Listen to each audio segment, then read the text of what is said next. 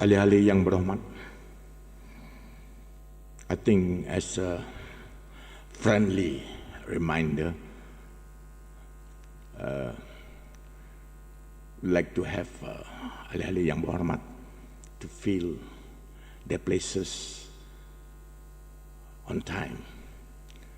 I think I would appreciate it if we take it very seriously, though not as punctual as we should be in the court of law, but at least we'll not waste time. Then we can knock off early. Knock off early. We don't have to waste time. Anyway, ahli-ahli yang berhormat, dengan hormatnya saya menjemput Yang Berhormat Datuk Seri John Siki Anak Tayai, Menteri di Jabatan Premier, untuk menyampaikan ucapan penggolongan.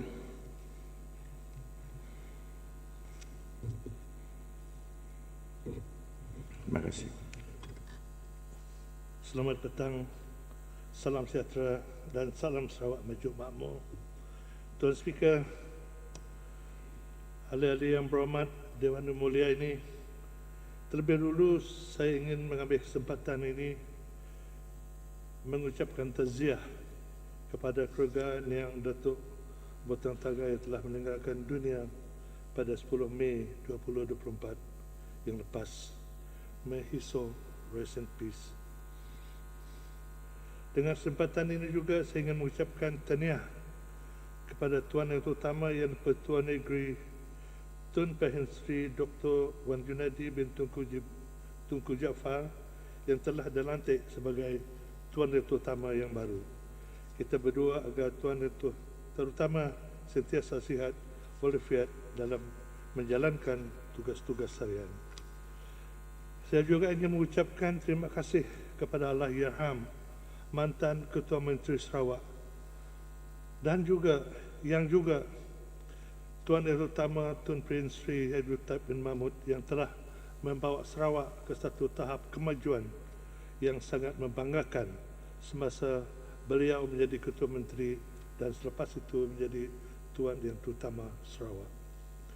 Tuan Speaker, before I proceed further, I also like to take the opportunity to thank Tuan Speaker for giving me the opportunity to deliver my winding up speech this afternoon on matters directly under my portfolio, namely the Native Courts of Sarawak atau Mahkamah Bumiputra and the Council of Customs and Traditions Sarawak atau Majlis Adat Istiadat Sarawak, and matters referred to me under the other units in the Premier's Department. This unit includes Unit Pentadbiran, Unit Pengurusan Immigration dan Buruh atau Ilmu, the Sarawak Implementation Monitoring Unit, SIMU, Human Resource and Development Unit atau HRDN, and Unit Komunikasi Awam Sarawak, UKAS.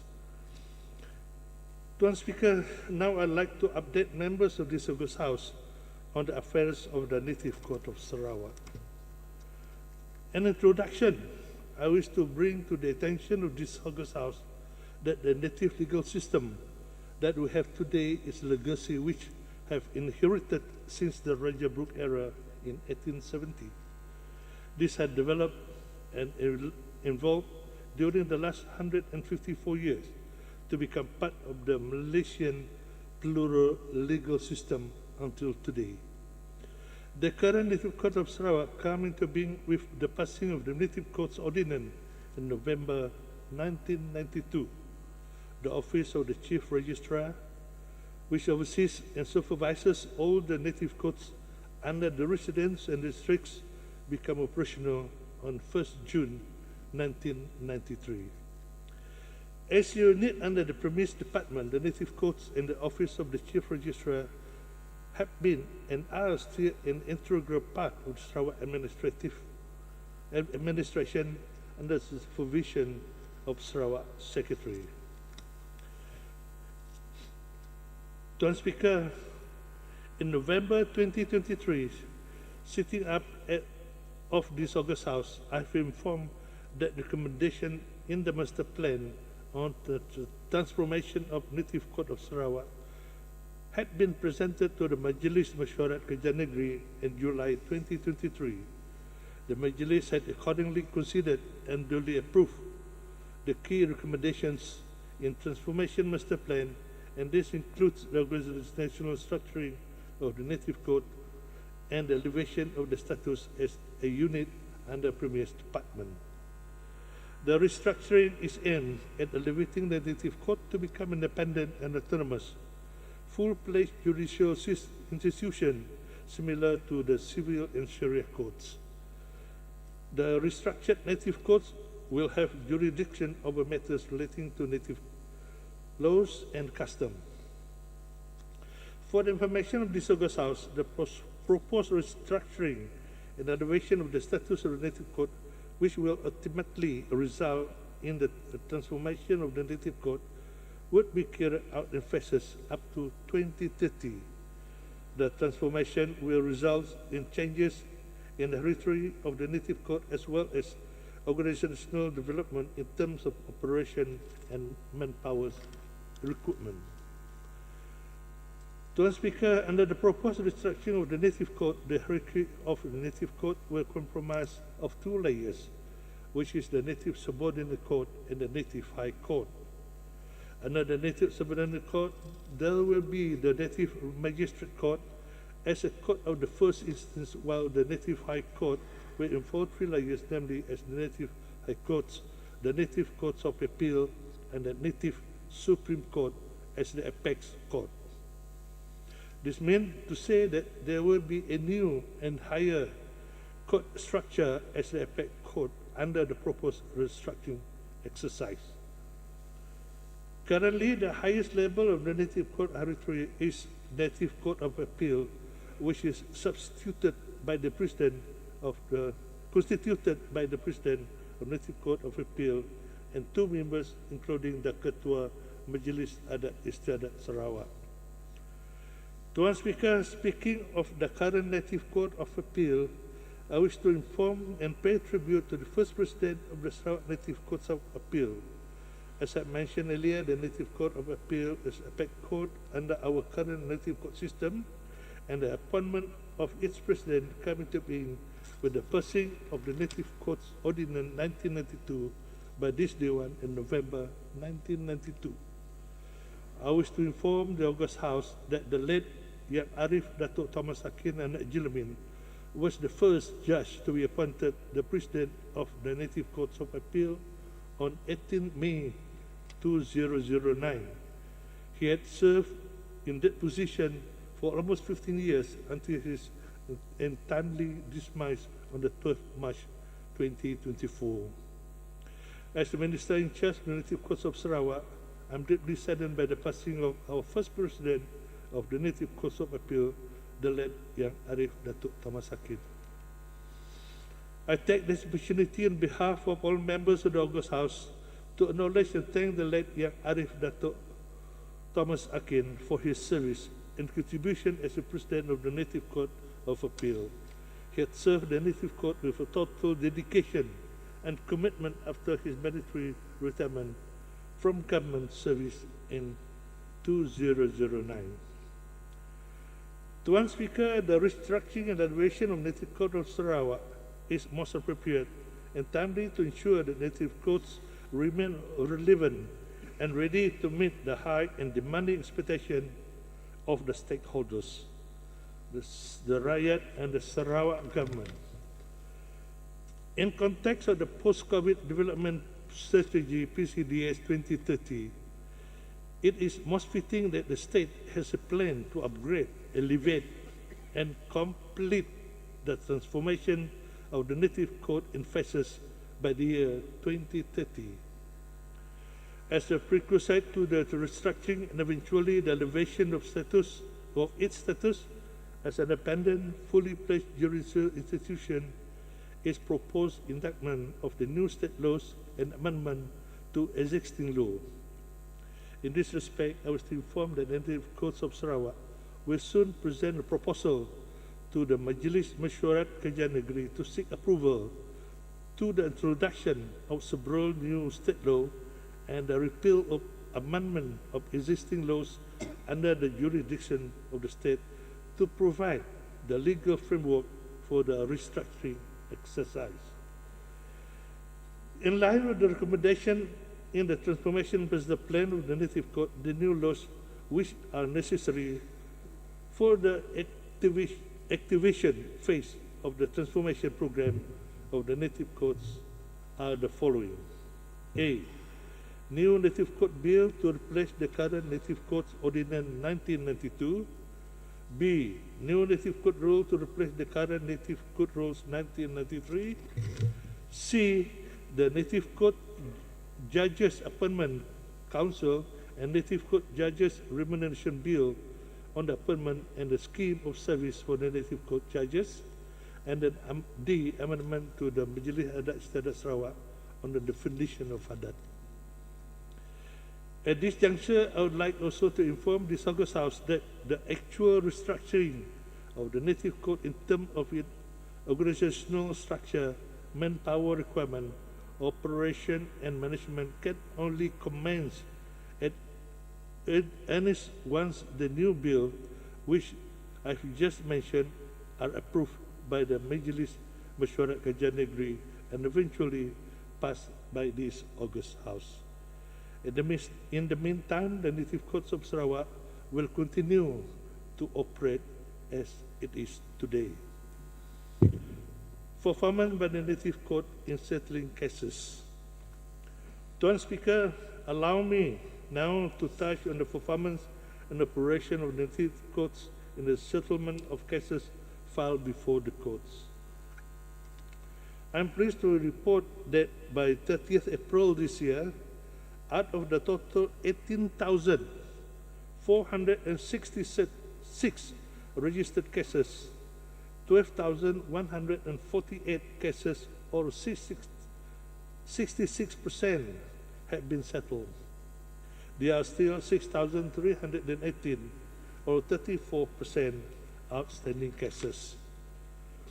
The settlement of most of the cases at the resident and district Native Courts is mainly undertaken by the Circuit Contract Magistrate under the Office of the Chief Registrar.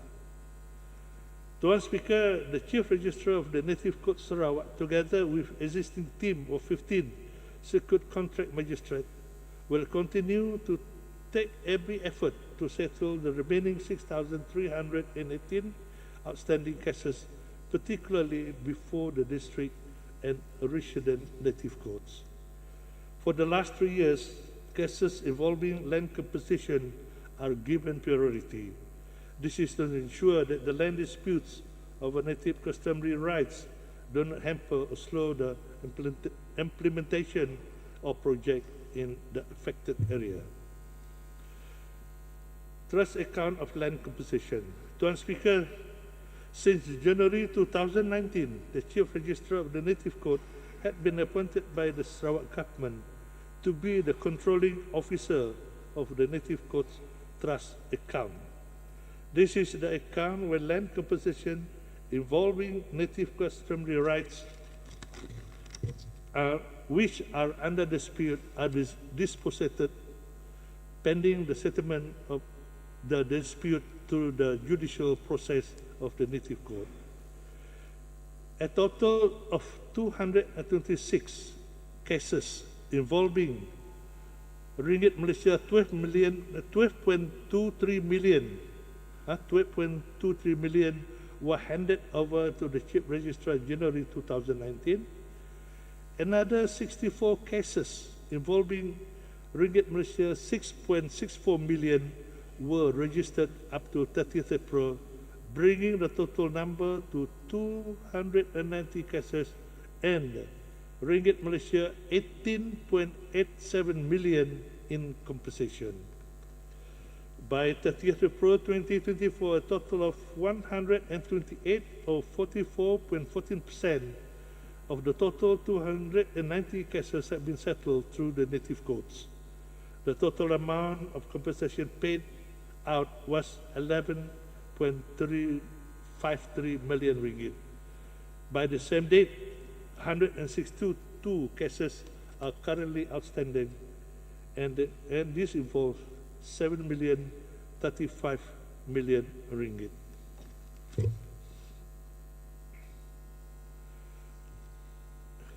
Tuan Speaker, now I proceed to matters relating to Majlis Adat Istiadat Sarawak and the Adat of the native of Sarawak. As I've said many times in this August House, Adat are still very important for the regulation of social relations and affairs of the native communities in Sarawak. Adat are fundamental for protection of rights and privileges and the maintenance of peace, harmony, unity, and the well-being of the communities living in their cultural and traditional setting. The preservation of the survival of native cultures and tradition primarily depend very much on the survival and development of Adat. The Adat, culture, tradition, and language of every native race are among the important social features from which the identity of that native race derive. The identity of every native of Sarawak and his ancestral roots and ties to Borneo Island can be traced through these features. However, despite the importance of Adat to the native of Sarawak, Adat are at the crossroad. One road is clear and leads toward the dismissing of relevant and finally the demise of Adat, while the other is long and winding and might lead toward the survival and the renaissance of Adat. The Government of Sarawak, through Majlis Adat Istiadat Sarawak, Native Code of Sarawak, and other agencies, is helping to preserve, promote, and disseminate the importance of Adat. However, the responsibility is on the people to which the Adat belong to choose which road to travel.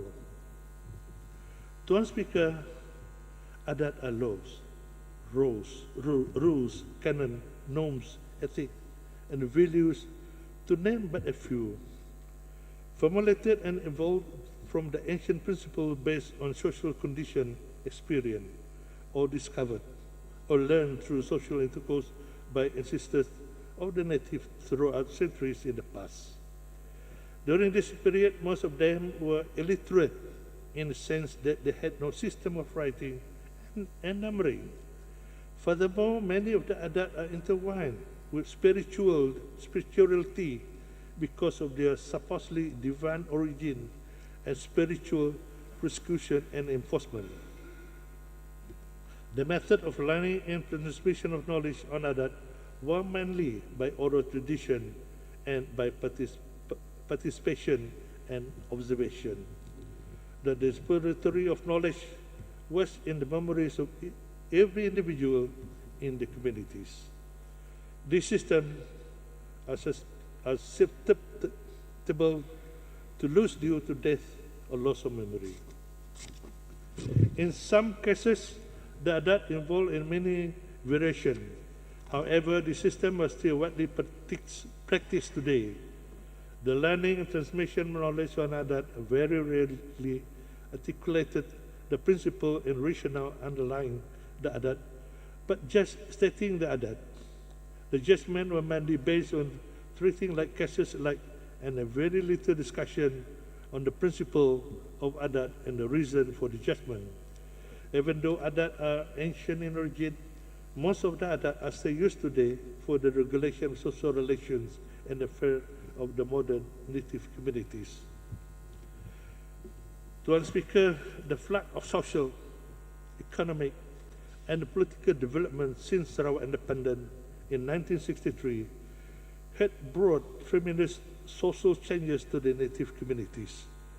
Modern education, new economic mainstay, and conversion to new religion, to name but a few, had brought widespread literacy, broader knowledge, new ways of thinking, new ideas, better standard of living, and new faith among many natives. These changes may be referred to as modernity, which brought about a big paradigm shift, particularly among the younger generation. Inevitably, modernity creates some challenges on the relevant ways of looking at some Adat, particularly those based on the ancient principles and the intertwining with spiritual. Tuan Speaker, I would like to highlight this August House on some changes and issues on the relevation of Adat faced by some native communities of Sarawak. Some Iban communities in Sarawak are facing serious challenges regarding the relevation of Adat following their conversion to certain denomination of Christianity. Some families took an extreme action of destroying their heirlooms such as tajau, or burying their skulls in the past that would keep as trophies and testimonies of failure of heroism and for other cultural tradition purposes, because of the new faith prevents them from keeping these relics, which are supposedly having satanic or evil notion. These ancient relics are still very significant for certain culture and tradition purposes. Tuan Speaker, another example of Adat Nguai is the Adat Nguai. According to this Adat, the married couple must decide their permanent residence, whereby one of the spouses must marry into another spouse family. In the past, an even-law house was perceived to be a sovereign state. The Adat was and still is a species of immigration law of the citizen of permanent resident for the Iban. The Adat is very important, where the spouses were from two different law houses. However, the significance of this Adat is felt today due to the changing social condition or ignorance of its importance. This Adat may have little relevance for most Iban who have migrated and settled in cities and towns. However, Adat Nguai may still be relevant in most Iban who are still living or having connection with the traditional law houses. This Adat is fundamental to determine the rights and privileges of members of a law house in respect of the land, Tembawai, Temuda, Pulau Galau, Pemakai Menua, Treatment and Bureau, to name but a few. Thus, Adat Nguai is not only to determine who should take care of the household and the parent or parents-in-laws. This abandonment of Adat Nguai is quite harmless in most city or town dwellers. However, it could haste and cruel to those longhouse dwellers of those having connection with longhouses. The general rule is that a married couple as a family who does not comply with this Adat does not belong to any longhouse. This is where the spouses are from two different longhouses. Each spouse would remain as a member of his or her original longhouse, or if their parents are still alive. Their rights and privileges, if any, would derive from their own parent. There have been numerous cases where some Iban parent died in rented accommodation in the city or town and could not be given proper funeral.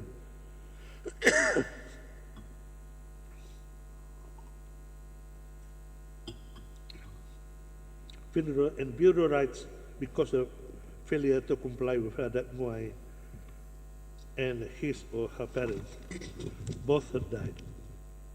In most cases, they were buried at a local council graveyard. Tuan Speaker, in the case of Badayu communities, the practice of the Adat known as Tungku Abu is almost abandoned. I hope I pronounced correctly. According to this Adat, one of the children, or more than one, must live together and look after the parent until their death. The person who took care of his or her parent until their death must be given a token of a movable or immovable property as an appreciation for his or her filial piety debt and the continuation of the unrawang, the tradition or continuous ancestral household. The Adat is entrenched in the section 208 of the Adat Badayu 1994.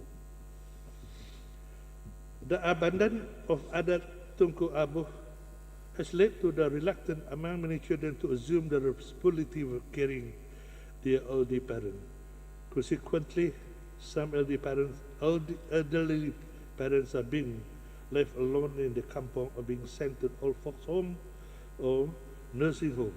However, in some cases, person who took care of the parent until death was not given any property according to the Adat.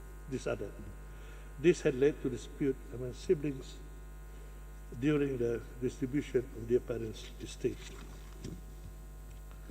Tuan Speaker, the challenges and issues faced by Adat may be resolved by the reinterpretation of Adat and taking into consideration of the changing social situation. The Adat must be living by adjusting and adapting to the social changes in the communities. In this regard, the principles and rationale underlying the Adat must be articulated. Toward this end, MICE has stepped up its research program since 2022 and embarked on in-depth research of the Adat. The research is conducted together with the data collection, review of the codified Adat, and codification of new Adat. Tuan Speaker, the research program emphasizes on the analytical and empirical study of Adat from the legal, sociological, and anthropological prospect. The program aimed to create a pool of knowledge, and the Adat had to be published and print and the electronic media. This would provide reference material to assess the Native Code of Sarawak and the training of their magistrates and judges and their restructuring program. It could also benefit in an academic institution teaching Adat as a subject. Material will be available to anybody, those interested in Adat. However, in order to be successful in this endeavor, Adat MICE need more qualified and competent researchers and collaboration with local and foreign institutions of higher learning or body or organization that have established an reputable research center or sponsoring research on law, cultures, and tradition of indigenous people around the world. In this respect, MICE would like particularly to collaborate with universities Tanjung Pura, Indonesia, other universities in Indonesia, and the University of Leiden, Netherlands. The University of Leiden has a long and established research center for Adat in Indonesia, including Daya Adat Law. Tuan Speaker, now I would like to highlight some of the program and activities of Majlis Adat Istiadat Sarawak relating to preservation, promotion, and dissemination of Adat. Provision of Adat. During the first quarter of this year, MICE has conducted 19 series of workshops and field work for data collection. The works were conducted in the Badayu, Iban, Melanau, and Orang Ulu communities. The research focused on Adat regulating settlement, family, land, and property matters. The Iban research section is currently in its second phase of reviewing Adat Iban 1993. The main objective is to verify and review the data collected from the first phase. A total of 7 engagement sessions with the community leaders have been conducted from February to April 2024. The research was covering the central part of Sarawak, mainly Betong, Pusak, Saratok, Kabong, Serike, Julau, Meradong, Pakan, Mukah, Dalat, Daro, Tanjung Manis, and Selangau. The Badayu research section is currently reviewing of Adat Badayu 1994 and focusing on land matters. A total of 5 engagements were conducted since February 2024. One session was conducted with the Melayu community in Bintulu. The Orang Ulu section has begun the separation of Adat Kayan and Adat Kenyah. In this respect, one session each for the Kayan and Kenyah had been organized. More engagement sessions would be organized to verify the data collected. For Melanau research section, 3 workshops have been conducted with the Melanau community leaders and the Adat practitioners from the area of Mukah, Dalat and Sibu this year. The purpose is to collect data on settlement Adat. Tuan Speaker, the promotion of Adat focused on giving the awareness and importance of Adat to some native communities. MICE has conducted 2 outreach programs relating to the importance of registration of native marriage in the Native Adat Marriage Electronic System atau NAMS. This is an administrative electronic system of registration of native marriages contracted under Adat. At the moment, the system is under the charge and custody of MICE. Tuan Speaker, the dissemination of Adat. The dissemination of knowledge in Adat is very important and critical and crucial towards the survival and development of Adat. In this regard, MICE has conducted a dialogue session of members of Persatuan Ketua Kaum Zon Suai, Semelajau on the 5th April 2024 in Miri. The dialogue was held in response to some questions on matters relating to Adat on cemetery, reburial of remains, and Gawayantu. It is hoped that the session would provide some knowledge and better understanding of Adat on these matters to the participants. And now, Tuan Speaker, I would like to update this August House on the affair of the other unit under the Premier's Department which are referred to me. Firstly, matters under the Immigration and Labour Management Unit atau ILMU. During the last June sitting, I mentioned the digital transformation initiative taken by the Sarawak government in relation to the management of immigration and the labour matters in Sarawak, and to provide efficient service delivery to stakeholders, industry players, and the rakyat. Today, I would like to update this August House on the latest status of the development of the Foreign Workers Transformation Approach System atau FACTA.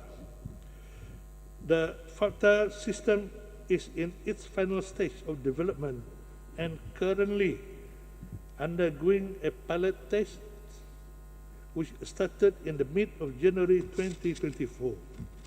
The pilot exercise is expected to end by 30th June 2024 and the full-fledged implementation is expected by year's end. The FACTA system is expected to expedite the processing time for foreign workers by up to 50% from the current processing time, and through digital platform, we can assure transparency in decision-making and the best practices applied to increase customer satisfaction. Unit pentadbiran.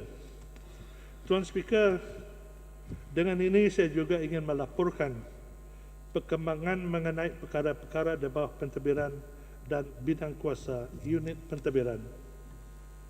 Pengiktirafan sebagai Bumi Putra Sarawak. Selaras dengan penetapan tarikh berkuat kuasa dan Interpretation Ordinance, Amendment Ordinance 2022, iaitu pada 1 November 2023, telah oleh Kerajaan Sarawak, semua permohonan untuk diiktiraf sebagai Bumi Putra Sarawak boleh dilakukan di mana-mana pejabat daerah atau pejabat daerah kecil di seluruh Sarawak mulai 1 November 2023. Syarat-syarat kelayakan untuk seseorang individu untuk diiktiraf sebagai Bumi Putera Sarawak adalah seperti berikut. 1. Pemohon adalah warga Malaysia. That is the first one. Keduanya, pemohon adalah anak kandung yang dilahirkan kepada salah seorang Bumi Putera Sarawak, bukan anak angkat. Kalau anak angkat ada suratnya. Dan salah seorang ibu bapa kandung pemohon mestilah Bumi Putera Sarawak. So that is the 3 criteria to be the Bumi Putera Sarawak.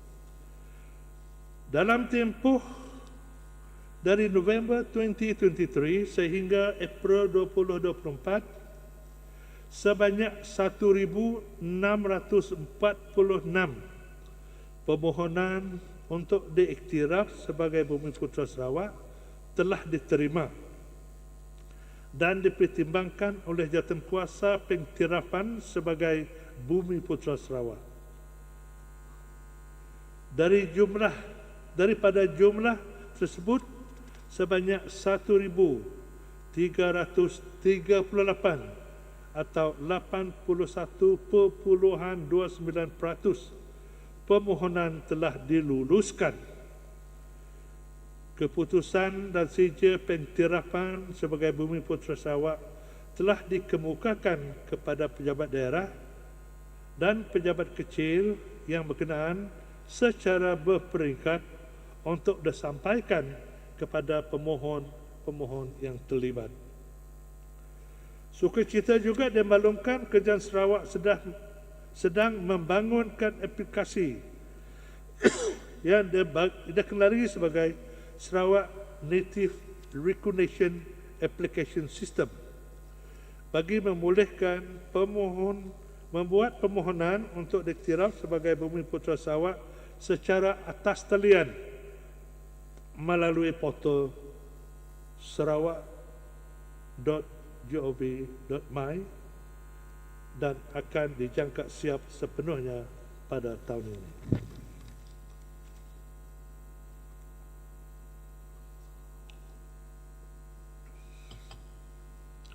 Tuan Speaker,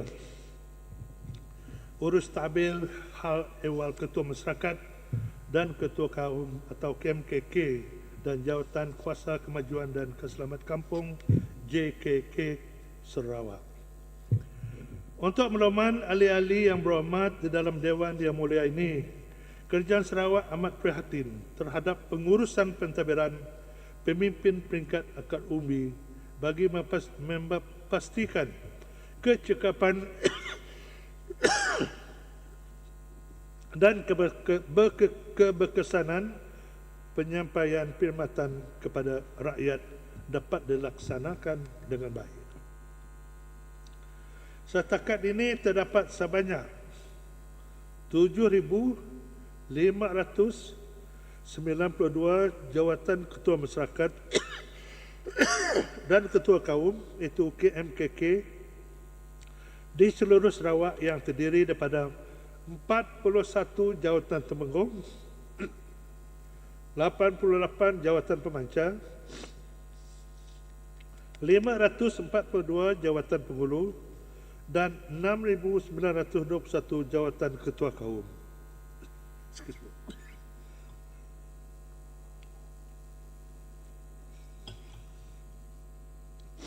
Di samping itu juga terdapat sebanyak 6,921 jawatan setiausaha bagi Jawatan Kuasa Kemajuan dan Keselamatan Kampung atau JKKK yang dianggarkan sebanyak 72,000 ahli JKK di seluruh Sarawak. Jumlah implikasi kewangan yang terlibat bagi pembayaran gaji ketua masyarakat, allowance ketua kaum, allowance setiausaha, allowance kehadiran dan pengendalian mesyuarat JKKK adalah sebanyak ringgit Malaysia 135 juta setahun.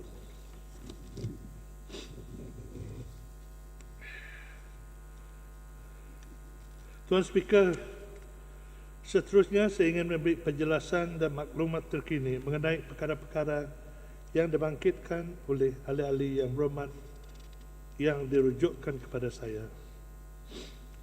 Berkaitan dengan immigration, bagi isu yang dibangkit oleh berhormat bagi pending, bagi warga negara Malaysia yang berasal dari Semenanjung Malaysia yang berstatus duda, sudah bercerai atau kematian isteri, warga Malaysia atau berasal dari Sarawak, kemudahan PAS lawatan sosial dan jangka panjang yang dikeluarkan oleh Jabatan Immigration Malaysia Sarawak di bawah dasar pasangan kepada warga Malaysia Sarawak akan terhenti. Walau bagaimanapun, sekiranya mereka bersyarat untuk terus tinggal di Sarawak, mereka boleh memohon kemudahan PAS jangka panjang lain yang bersesuaian seperti PAS pengajian atau PAS lawatan kerja sementara sekiranya bekerja di Sarawak. Bagi mereka yang berusaha 60 tahun ke atas, mereka boleh memohon kemudahan PAS lawatan sosial jangka panjang di bawah dasar warga tua. Sekiranya mereka berkahwin baru dengan warga negara Malaysia Sarawak, mereka boleh kemukakan semula permohonan kemudahan PAS lawatan sosial jangka panjang di bawah dasar pasangan kepada warga negara Malaysia Sarawak. Naik taraf daerah kelili dan permohonan kawasan sekerang sebagai daerah kecil Lubuk Hantu bahagian Seriaman. Kerajaan ambil maklum berkenan dengan cadangan oleh Yang Berhormat Bagi Kelili untuk menaik taraf daerah kecil Kelili kepada daerah penuh dan mewujudkan daerah kecil baru di kawasan sekerang. Untuk makluman ahli berhormat Bagi Kelili, kerajaan akan terus komited untuk memperkukuhkan keberkesanan dan kecekapan jurutera pentadbiran di peringkat bahagian daerah dan daerah kecil seluruh Sarawak, termasuklah di bahagian Seriaman, bagi memastikan penyampaian perkhidmatan kepada masyarakat dapat dilaksanakan secara efektif dan berkesan. Untuk makluman ahli yang berhormat Bagi Telang Usan, tender bagi projek daerah kecil Long Bedian akan dibuka pada Julai 2024. Tempoh pelaksanaan projek adalah 24 bulan. Bagi bangunan pejabat daerah Telang Usan, petapakan pejabat daerah Telang Usan dalam lama dengan keluasan 6.23 ekar telah diluluskan oleh Majlis Perancangan Negeri pada 25 Januari 2024. Petapakan ini melibatkan pejabat daerah Telang Usan dan 48 unit kuartus kerajaan Sarawak. Untuk maklumat ahli berhormat Bagi Daro, cadangan komplek pentadbiran daerah Daro telah diluluskan dalam kajian separuh penggal rancangan Malaysia ke-12 di bawah projek pembinaan servis kuartus dan bangunan pejabat kerajaan Sarawak.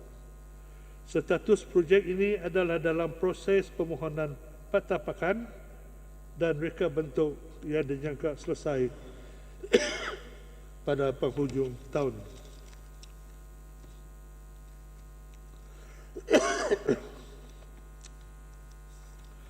Untuk maklumat ahli berhormat Bagi Lingga, status projek pembinaan pejabat daerah kecil Meludam dan kuartus kerajaan yang baru adalah di dalam proses penyediaan reka bentuk. JKR Sarawak Pre-Approved Plan adalah merupakan salah satu daripada pilihan reka bentuk yang akan dicadangkan untuk pertimbangan. Ini adalah untuk mempercepatkan bagi pelaksanaan projek pejabat daerah kecil meludam.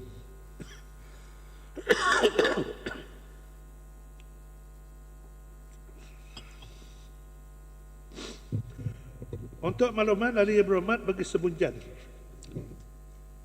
cadangan bina baru Pusat Pentadbiran Kerajaan Sarawak daerah Semunjan telah diluluskan dalam kajian separuh penggal Rancangan Malaysia ke-12 di bawah projek pembinaan Service Quarters dan bangunan pejabat kerajaan Sarawak. Salah satu agensi yang akan ditempatkan di dalam pusat pentadbiran tersebut adalah pejabat baru Jabatan Pertanian daerah Semunjan. Status projek ini adalah dalam proses reka bentuk dan tempoh pelaksanaannya adalah 24 bulan. Untuk makluman yang berhormat dari Bukit Bangunan, cadangan bina baru pejabat daerah Pantuk telah diluluskan dalam kajian separuh penggal Rancangan Malaysia ke-12 di bawah projek pembinaan Service Quarters dan bangunan pejabat kerajaan Sarawak. Status projek ini adalah dalam proses cadangan pertapakan dan reka bentuk. Tempoh pelaksanaan projek adalah 18 bulan. Saya juga ingin mengucapkan terima kasih kepada ahli-ahli yang berhormat bagi Bukit Samuja, Serumbu dan Batu Kitang yang telah membangkitkan status permohonan jawatan Ketua Masyarakat dan Ketua KAU atau KMKK di Sarawak. Untuk makluman ahli yang berhormat, kali terakhir pewujudan jawatan baru KMKK dilaksanakan adalah pada tahun 2020,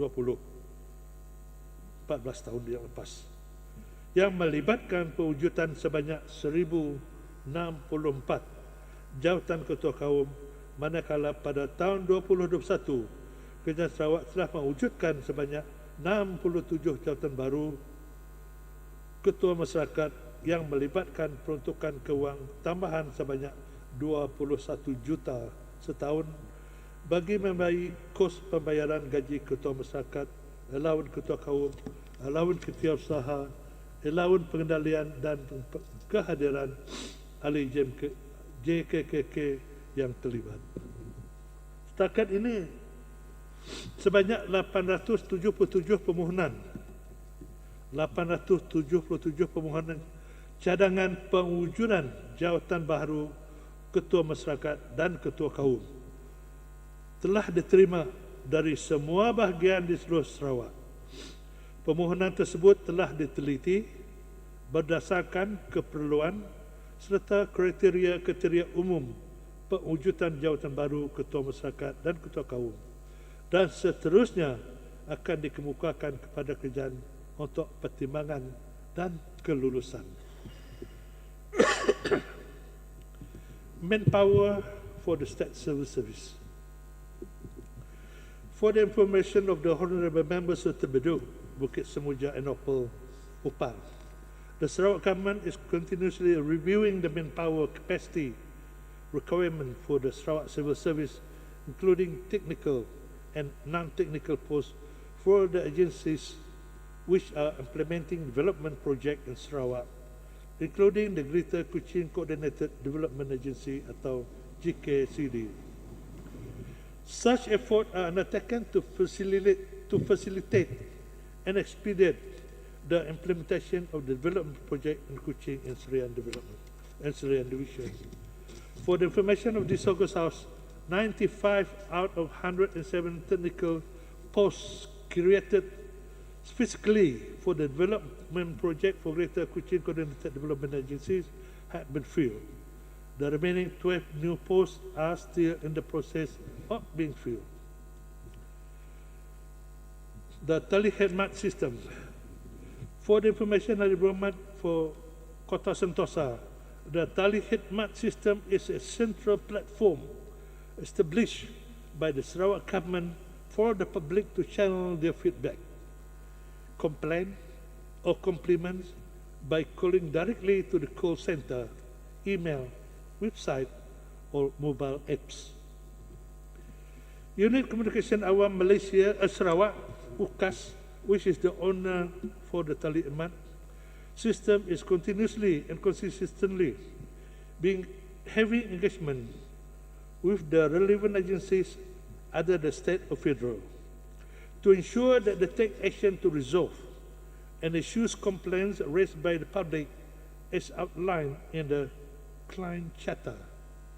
The agency which is responsible for the case should give immediate solution to the initial response within 3 working days from the date the case is logged into the Telehidmat call center. The agency is then required to give full response to the case within 10 working days from the date the case is logged into the Telehidmat call center.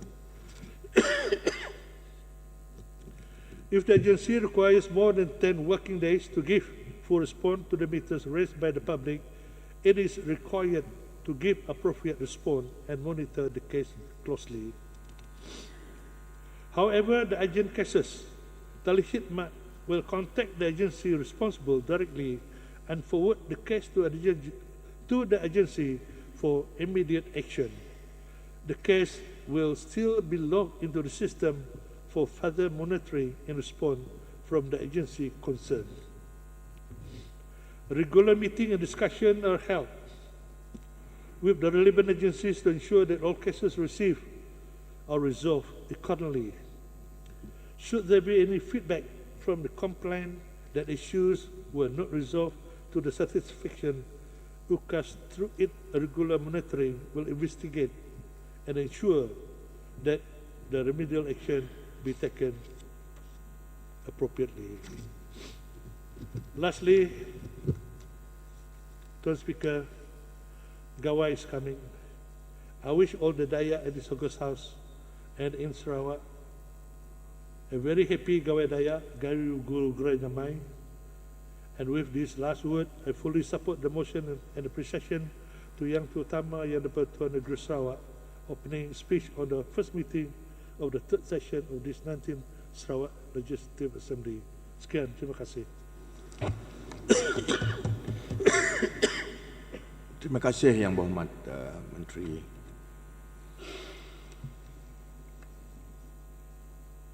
Dengan hormatnya saya menjemput Yang Berhormat Datuk Seri Lee Kim Shin, Menteri Pangangkutan, untuk menyampaikan ucapan pergolongan. Silakan. Terima kasih, Tuan Speaker. Selamat petang, salam sejahtera, salam segulai sejalai, dan salam Sarawak maju makmur. Tuan Speaker, first and foremost, I wish to extend my heartiest congratulations to our new and the 8th Governor of Sarawak, Tuan Yang Terutama Yang di-Pertua Negeri Sarawak, Tuan P.N. Sri Dr. Haji Wan Yudaini bin Tuan Jaafar, who commenced his duties effective from 26 January 2024. I would also like to congratulate him for the award of the Daraja Kebesaran Sri Maharaja Mangkunegara that carries the title of Tun on 26 January 2024, and Raja Satria Bintang Sarawak, which carries the title P.N. Sri on 28 February 2024. We believe Sarawak will continue to progress and prosper under His Excellency's experienced leadership in public service as elected Member of Parliament and Minister in the Federal Government. At this juncture, I would like to take this opportunity to pay tribute to our late former Governor, Tun P.N. Sri Haji Abdul Taib Mahmud, for his visionary leadership during his tenure, not only as Sarawak's Governor, but also as Chief Minister of Sarawak previously. His far-sighted leadership has not only shaped and modernized Sarawak, but fostered an environment for the multi-racial rakyat of Sarawak to continue to live in peace and harmony. Our Yang Amat Berhormat Premier has also tabled a motion to record this August House gratitude and appreciation for the late Tun P.N. Sri's tremendous contributions to Sarawak. The motion was strongly supported and acknowledged by members of this August House. Mr. Speaker, last Friday, the 10th May 2024, we received the sad news on the passing of the Yang di-Pertua Dewan Negara, Senator Datuk Mutang Tagal. It is noteworthy that he was the first Dayak of Lombawang ethnicity to be appointed to this esteemed position. His extensive experience and wisdom led to his appointment as the 20th Yang Dipertua Dewan Negara on 19 February 2024, replacing Tun Pehin Sri Dr. Haji Wan Yudaini bin Tuanku Jaafar. My deepest condolences to his family, and may his soul rest in eternal peace.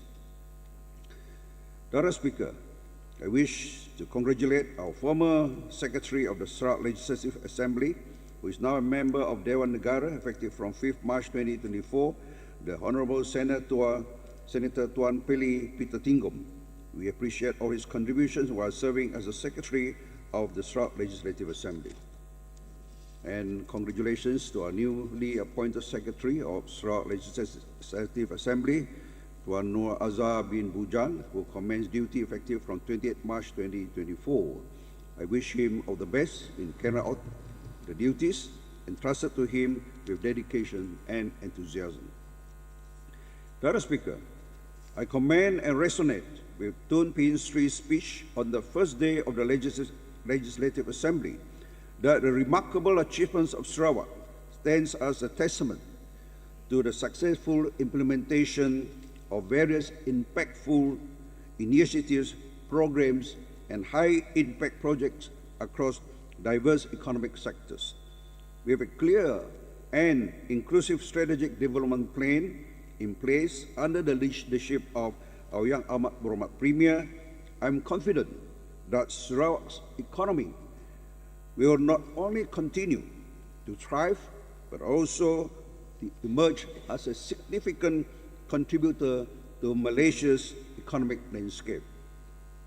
Sarawak's recognition as a high-income region by the World Bank highlights the economic success resulting from Sarawak government's robust development strategies.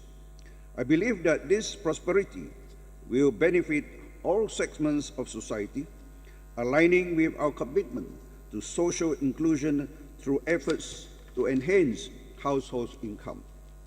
As we move forward, the focus on economic growth, social harmony, and environmental sustainability will be vital in securing a progressive, prosperous, and a better future for all Sarawakians. Madam Speaker, this August House has also witnessed the successful passing of three bills, namely the Sarawak Ports Authority Bill 2024, Protection of Public Health Amendment Bill 2024, and the Sarawak Forestry Corporation Amendment Bill 2024. I would like to congratulate the respective ministers for tabling the bills and receiving overwhelming support and approval. Madam Speaker, in today's rapidly evolving global landscape, there is a noticeable shift towards sustainability with a growing urgency towards sustainable energy adoption. This urgency is amplified by international commitments such as the Paris Agreement and Net Zero Carbon Emissions 2050 scenario, which sets ambitious targets for reducing greenhouse gas emissions and tackling climate change.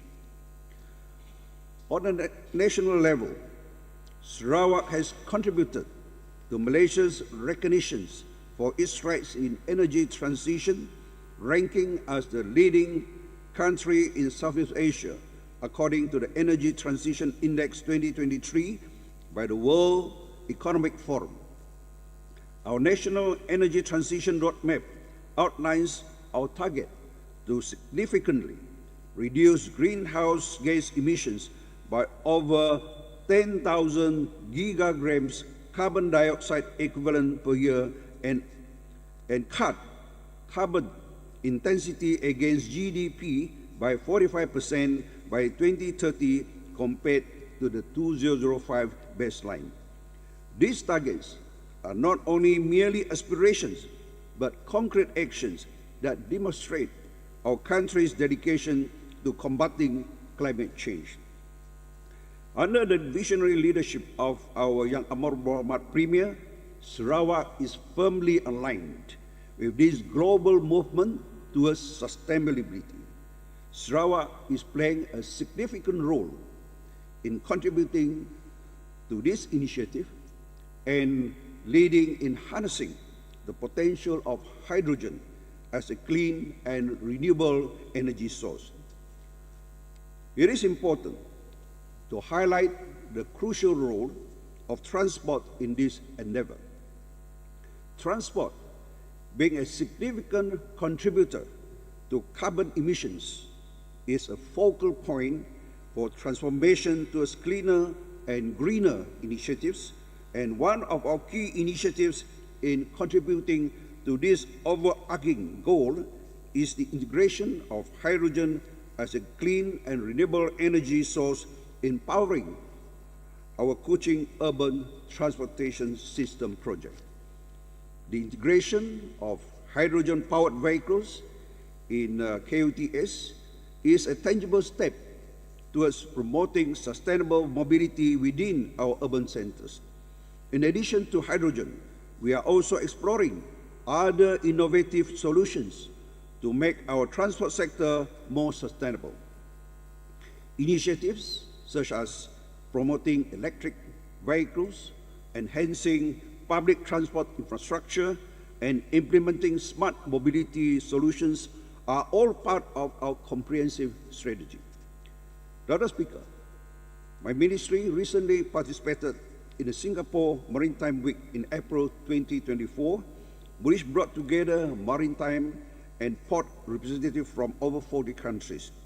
The discussions emphasized the urgent need to achieve net zero carbon emissions by 2050, focusing on digitalization and decarbonization as key pillars for innovative ideas and collaboration.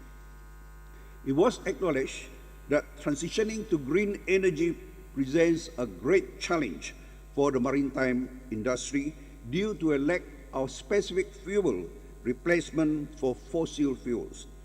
Among the fuel options, hydrogen-based fuel cells have emerged as a promising solution due to their potential to significantly reduce carbon emissions.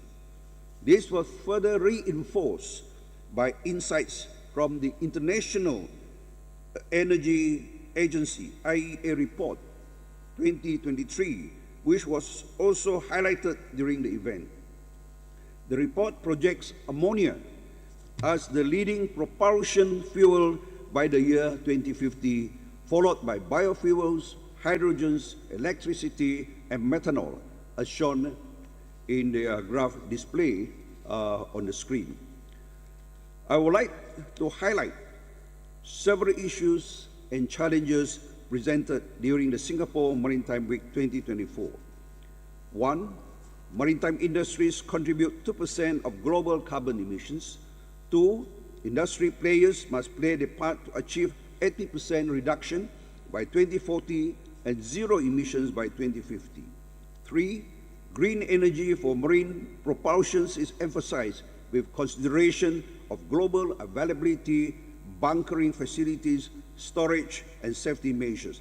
And four, collaboration between the government and private sectors is essential to achieve net zero emissions by 2050 through industry-wide cooperation and innovation. In alignment with the International Maritime Organization, IMO, conventions, objectives, and commitments, my ministry is exploring initiatives for the riverine sector to transition to green energy vessels with consideration of hydrogen electric powered propulsion system. My ministry is also committed to enhance our river network through sustainable practices and digitalization effort.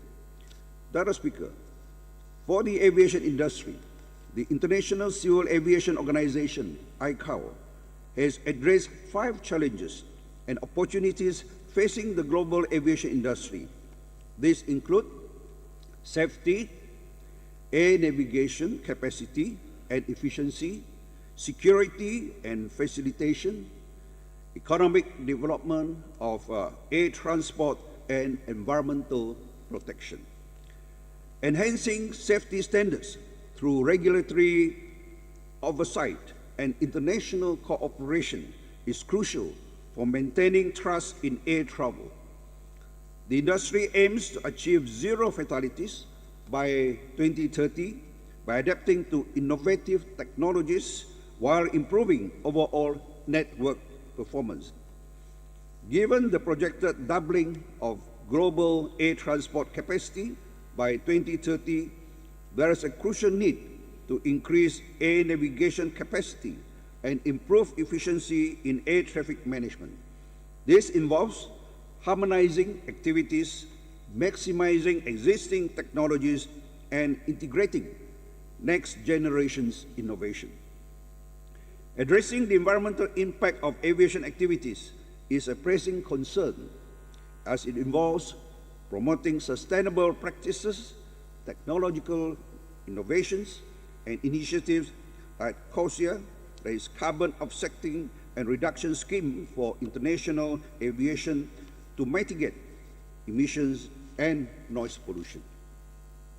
As Sarawak, alongside the federal government, strides forward in modernizing its aviation infrastructure, aligning these endeavors with global benchmarks becomes imperative.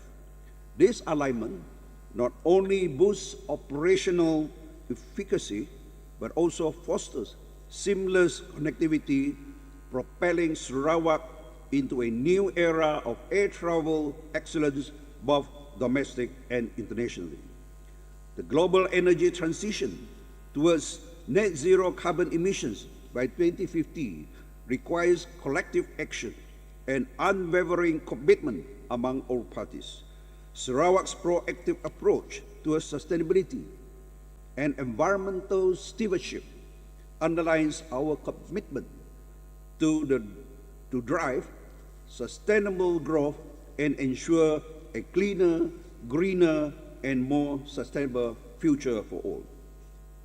Madam Speaker, Sarawak transport sector is in the midst of undergoing transformation and development, guided by a vision of enhanced connectivity, sustainability, and increase in travel choices to foster economic growth and social inclusivity. Madam Speaker, I would like to provide this August House with an update on the development of the Kuching Urban Transportation System, KUTS, with a particular emphasis on the Autonomous Rapid Transit Project. As of April 2024, the overall actual progress of KUTS Phase 1 stands at 20.65%, inclusive of consultancy works, studies, and physical works. The capital expenditure has reached 623 million ringgit, reflecting the financial commitment to advancing this transformative project. Madam Speaker, the ground foundation work for Rembus Depot as the central hub of the ART system's operation and administration is currently ongoing, and it is anticipated to be completed by Q3 2024. The other infrastructure works tender under Phase 1 of the KUTS project is for the construction of Rembus Depot and associated works, which encompasses mechanical and infrastructure workshops, hydrogen refueling facilities, a test track, an administration building, and operations control center, as well as a stapling yard. The contract for this works package was awarded on 8 December 2023, with a contract sum amounting to Ringgit Malaysia 260 million. In addition, the infrastructure works package tender for Blue Line Package 1 from Rembus to Stutong was awarded on 10 November 2023, with a contract sum of 568.61 million ringgit. Subsequently, the Red Line package from Kuching Central to Pendik was awarded on 8 December 2023 with a contract sum of 943 million ringgit. To recap, the timeline for the KUTS Phase 1 project will be implemented in stages. 1. The Blue Line package, Rembus to Riverine, is targeted to be completed by the end of Q4 2025. The entire Blue Line and Red Line is scheduled to be completed by the end of Q4 2026, and the Green Line is scheduled to be completed by the end of Q4 2027. Madam Speaker, In August 2023, a significant milestone was achieved with the arrival of the prototype hydrogen ART vehicle in Sarawak, marking a pivotal moment in the KUTS project's timeline. Following this, in early November 2023, the prototype ART underwent a proof of concept POC exercise on the Samarahan-Kuching Expressway, offering stakeholders a first-hand experience of the ART ride and a glimpse into the future of public transportation in Sarawak. The POC exercise officially ended on 20th December 2023, marking a significant step forward in the advancement of an innovative transport solution in the region. During the POC exercise, we have hosted ministers and senior officers from both the federal and Sarawak governments, including the Deputy Minister Finance 2, MITI Deputy Minister, EU ambassadors, Penang Chief Ministers and delegation, as well as Selangor's Executive Councillor and delegation. Earlier this year, we also hosted several members of the Johor State Legislative Assembly, the Johor State Government, and related federal government agencies. After the visit, the Johor Menteri Besar announced in April 2024 that the state government has proposed to implement an ART system in southern Johor to improve the transport network. On 19 February 2024, the final design of the hydrogen ART vehicle was presented and endorsed by Yang Amat Berhormat Premier of Sarawak, and the production manufacturing has commenced on the first batch of the ART vehicle with an expected delivery by end of Q3 2024. Subsequently, the remaining 37 sets of ART hydrogen vehicles will be delivered progressively towards the completion of the KUTS Phase 1 project. Dr. Speaker, for information of this August House, between September 2020 and March 2024, the hydrogen buses have demonstrated steady increase in ridership, carrying a total of 57,764 passengers to date. The average monthly ridership from January 2024 to April 2024 has reached 1,869 passengers, marking a 27.14% increase from the previous year's January 2023 to April 2023 average of 1,470 passengers per month. The increase is attributed to rising public awareness of the hydrogen bus service and active requests to charter for special events, signifying the positive impact of these buses on local transport. For information of this August House, upon the operations of the KUTS project, the hydrogen feeder buses will be integrated with the Autonomous Rapid Transit ART system to provide last-mile connectivity, improving the accessibility for passengers within urban areas.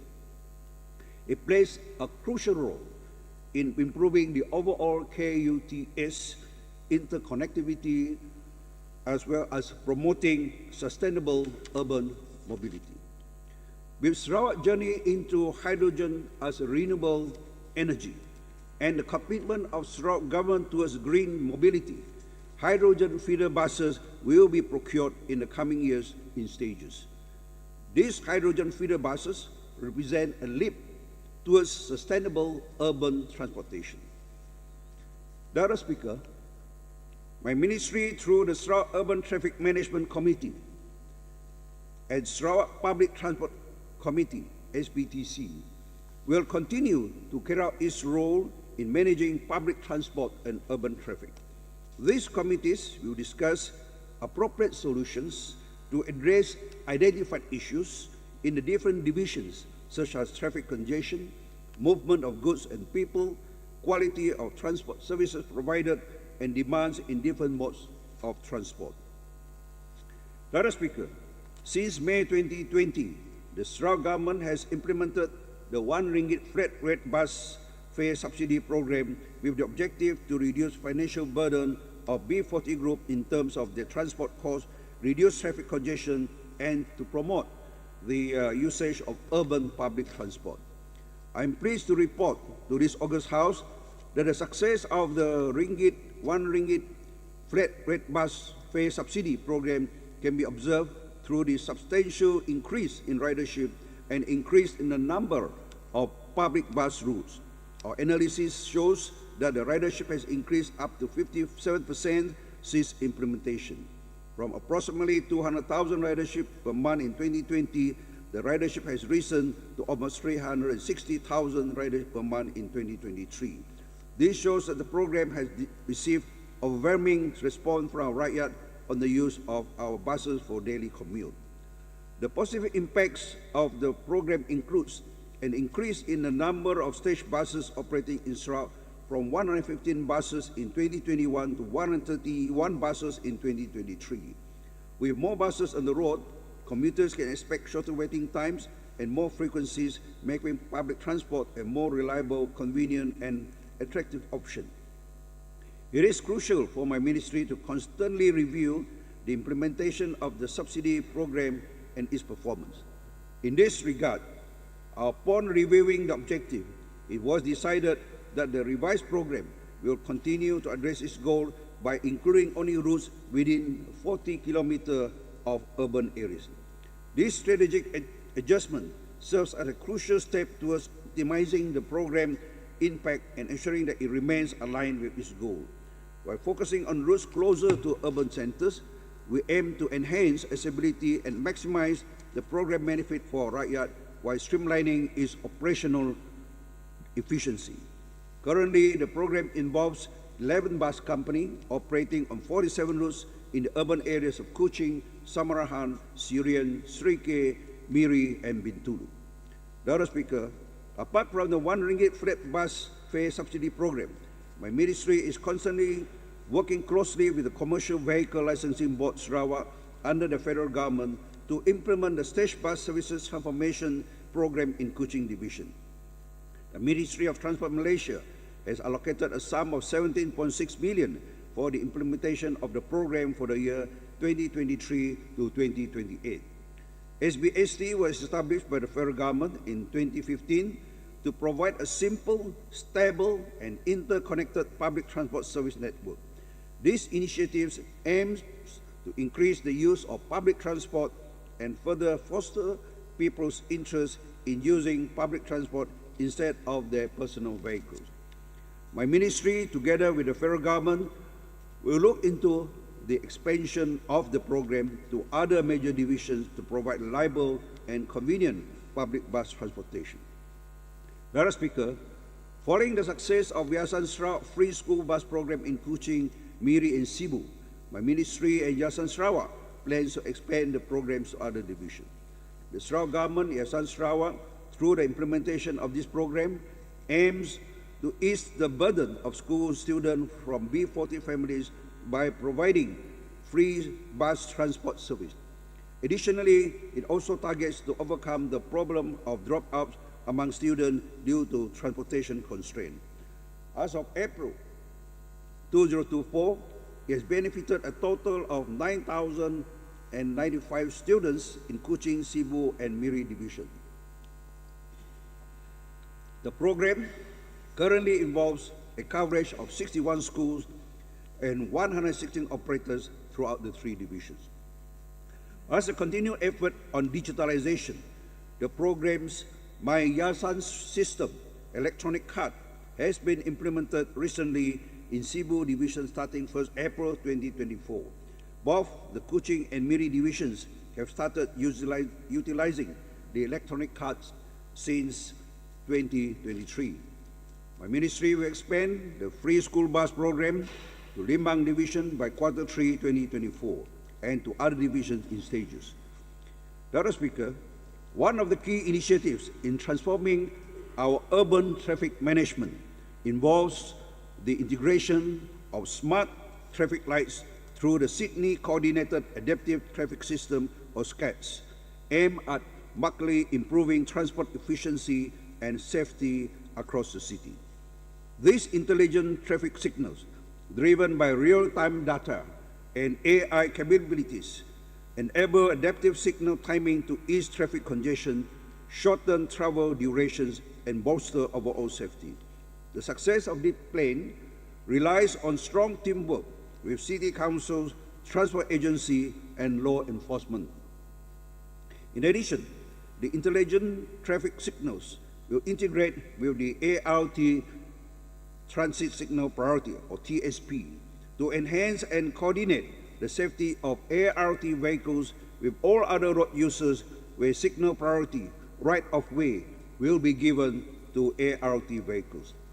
As of April 2024, there are a total of 325 traffic light junctions in Sarawak with varying numbers managed by the Public Works Department and the city councils, such as Kuching North and Kuching South city councils, with 122 junctions linked up to the Sarawak SCAD server managed by the Sarawak Multimedia Authority, SMA. We are presently engaged in the phase integration of an additional 203 junctions into the Sarawak SCAD server.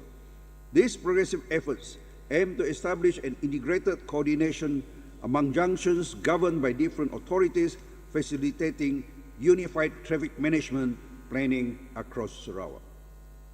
Moreover, consolidating the system enables seamless access to system data, traffic volume information, and fault detection records from a singular server source, streamlining operational oversight and analysis. Data Speaker, the Maritime and Riverine Transport Division of my ministry is continuously keeping up with new regulations and conventions set forth by the International Maritime Organization, as well as those imposed by the International Association of Marine Aids to Navigation and Lighthouse Authority, or IALA. Maritime transport serves as a crucial and efficient method for global goods movement, as underscored during the COVID-19 pandemic. Approximately 80% of the goods around the world are transported via maritime and riverine routes, as reiterated by the Secretary General of the IMO in the recently held Singapore Maritime Week. Despite challenges such as port blockages and delivery slowdown due to the COVID-19 pandemic, essential products such as food items, agricultural industrial requirements, as well as medical supplies continued to be transported promptly as required. However, it is unfortunate that the significant role played by the maritime transport during the pandemic is overlooked as the crisis subsides. The two agencies under the purview of my ministry, Sarawak Rivers Board and Sarawak Buoys and Lights Board, are working diligently to upgrade various riverine infrastructure and to enhance aids to navigation from the sea into the rivers. In addition, in order to improve the river system, my ministry is conducting a study on the water hyacinth growth in Sarawak, with the contract agreement signed with Curtin Biovalley Sinimberhad on 26 April 2024. The objective of the study is to develop an action plan comprising strategies, programs, and projects to address the water hyacinth issue affecting the livelihood of the communities along the rivers in Sarawak. The outcome of the study will be used to formulate actions to address water hyacinth issues and explore ways to enhance its usage to promote cottage industry along the river. Dr. Speaker, allow me to provide an update on the activities undertaken by the Sarawak Rivers Board, the Rivers Authority under the purview of my ministry. As of 31st March 2024, SRB has officially registered a total of 5,812 vessels with river transport permits in Sarawak. For the information of this August House, SRB regularly organizes the River Safety and Cleaners Campaign. This is part of a commitment to sustainable practices to foster ecosystem health and the biodiversity and conservation with the local communities. For this year, as of 31st March 2024, SRB has organized 3 river safety and cleanliness campaigns. Among these initiatives were 2 program community gotong royong memberse alur navigasi sungai, which aimed to clear navigational channels for safe navigation. A program was carried out along Batang Katibas from 13 to 19 March 2024, involving 9 longhouses affected by the floating wood debris tragedy on the 3rd of March 2024. Additionally, SRB has also successfully carried out works to clear floating wood debris blocking the navigational channel at the Sungai Delok Batang Air Dam in the Lubuk Antu district, involving communities from 5 longhouses along Sungai Delok on the 23rd of March 2024. Floating wood debris has become one of the major safety concerns for riverine transport in Sarawak. To address this, the floating debris mitigation project at Batang Balai, which is funded through Sarawak Forest Department, has awarded the contract to the successful contractor on the 14th December 2023, and the project site handover was held on 20th January 2024. To date, the contractor is in the process of importing the materials for the installation of the lock and debris boom. The other speaker, the performance levels of the certified navigation aids installed in Sarawak are exemplary, consistently meeting and surpassing the international standards set by the International Association of Marine Aids to Navigation and Lighthouse Authority, or IALA. Lighthouses under the Sarawak Buoys and Light Boats jurisdiction maintain an impressive operational performance level of 99%, providing crucial guidance to maritime vessels. The beacons maintenance is also at an excellent performance level of 98%, while navigational buoys operate at 97% level. To support the growth of the maritime industry in Sarawak, the Buoys and Lights Board is committed to upgrading its navigational aids in line with the latest technological advancement. This includes the implementation of an online management system to facilitate effective revenue collection and asset management. For the year 2023, Sarawak Buoys and Light Board has collected a sum of 13 million ringgit from the payment of the light dues and riverine traffic fees. The other speaker, allow me to share insights from a recent working visit to Sarawak Pet Camp in Bintulu and a proposed Tanjong Likau Lighthouse site. At Sarawak Pet Camp, my officers and I received updates on the near completion of the methanol plant and its loading jetty. Discussion focused on maritime safety, efficiency, and compliance with international standards, which are imperative to the success of the project as a significant contributor to our region's economic growth. In addition, the proposed Tanjong Likau Lighthouse, which is planned to replace the existing lighthouse at Tanjong Kedurong, signifies our commitment to modernizing maritime safety. This strategically located lighthouse will serve multiple ports, namely Bintulu Port, Samalaju Port, and Sarawak Pet Camp methanol plant loading jetty. This effort, facilitated by the close collaboration with relevant agencies, is crucial to strengthen our economic growth. The other speaker, from 25th to 31st March 2024, I led a delegation comprising officers from my ministry and the Sarawak Rivers Board to the Research Institute of Water Transport Engineering, Higher River Barrage Tianjin Port, and CCCC Tianjin Dredging Company. During the visit, our delegation was briefed on advanced facilities for physical modeling and advanced simulation system for water engineering project. The delegation also witnessed the progress of physical modeling construction, which will study the riverbank erosion at the Sungai Sarawak Barrage to provide valuable insights, including the long-term effects on the surrounding areas for informed decision-making. From the results of the physical modeling, there will be installation of concrete bank protection and riverbed flow protection areas along the Sungai Sarawak Barrage. This visit also led to an initiative by the Research Institute to offer sponsorship for 2 officers from my ministry and 2 officers from the Sarawak Rivers Board to attend an international technical workshop and training. As of now, these officers are already in the institute in Tianjin. In addition, the delegation also made a visit to the ship locks operating at the Three Gorges Dam at the Yangtze River.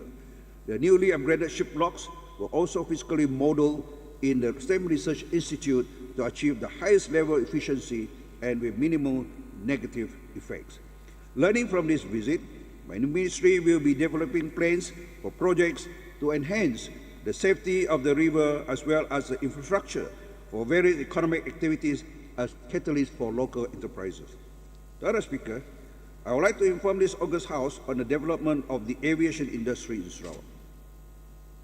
For information of this August House, the total number of aircraft and passengers movement to all airports and stall ports in Sarawak for the first quarter of 2024 were 31,010 aircraft movements carrying 2.38 million passengers. For the same period, a total of 14,504 tons of air cargo was transported to all the various destinations in Sarawak. This cargo includes electrical and electronic goods, oil and gas equipment, e-commerce goods, which include flammable materials, perishable goods such as fruits and fresh flowers, and general cargo such as fabric and clothing. Under Malaysia's domestic flights, or flights coming from other states of Malaysia to Sarawak, including federal territories, Sarawak received an average of 445 flights weekly. The existing routes are served by Malaysia Airlines, AirAsia, Batak Air, Firefly, and Maswing. Kuching International Airport received the most flight frequency, which is 235 flights weekly, followed by Miri Airport with 98 flights, Cebu Airport 68 flights, Bintulu Airport 32 flights, Mulu 7 flights, Lawas 2 flights, and Limbang with 3 flights weekly.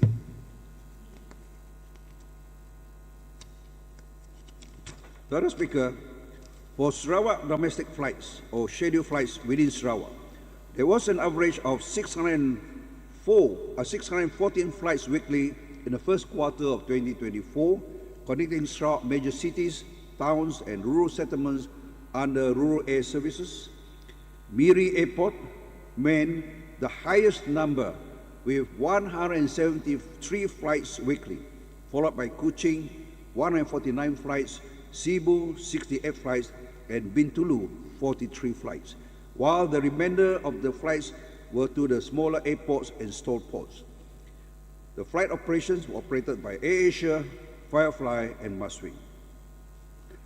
Mr. Speaker, as of April 2024, there were only 33 international flights weekly to Sarawak, compared to the fourth quarter of 2023, which recorded 40 flights weekly.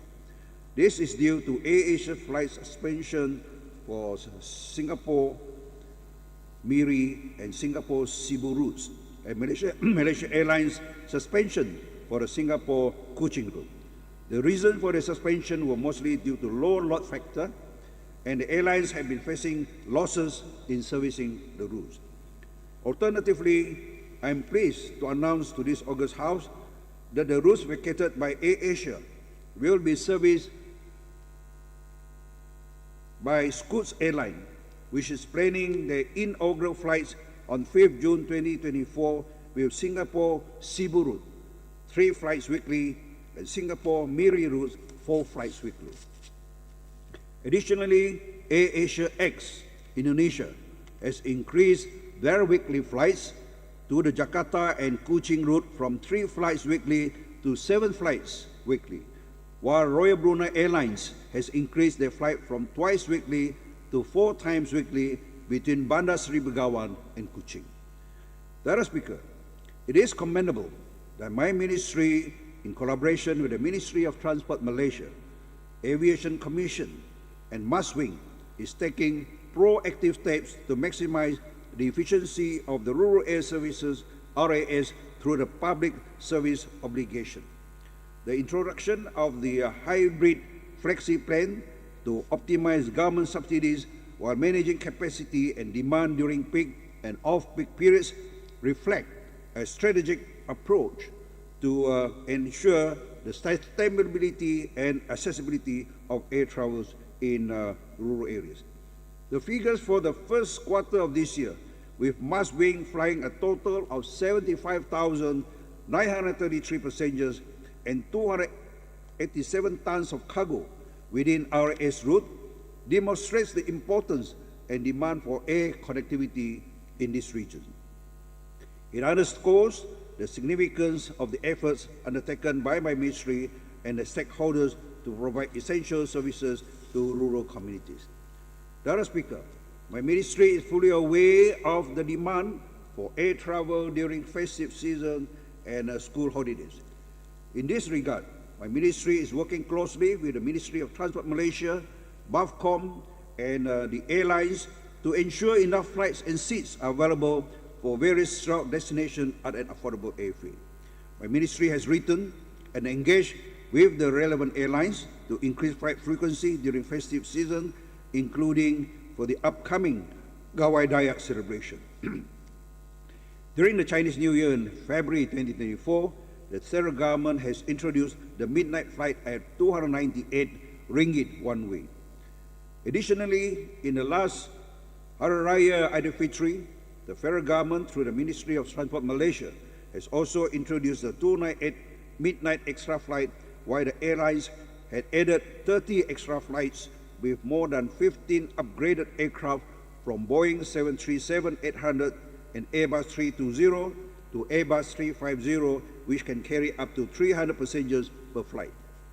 For this coming Gawai celebration, we have written to the Ministry of Transport Malaysia to continue to provide the airfare incentives while the airlines will upgrade or put in extra aircraft to support the demand.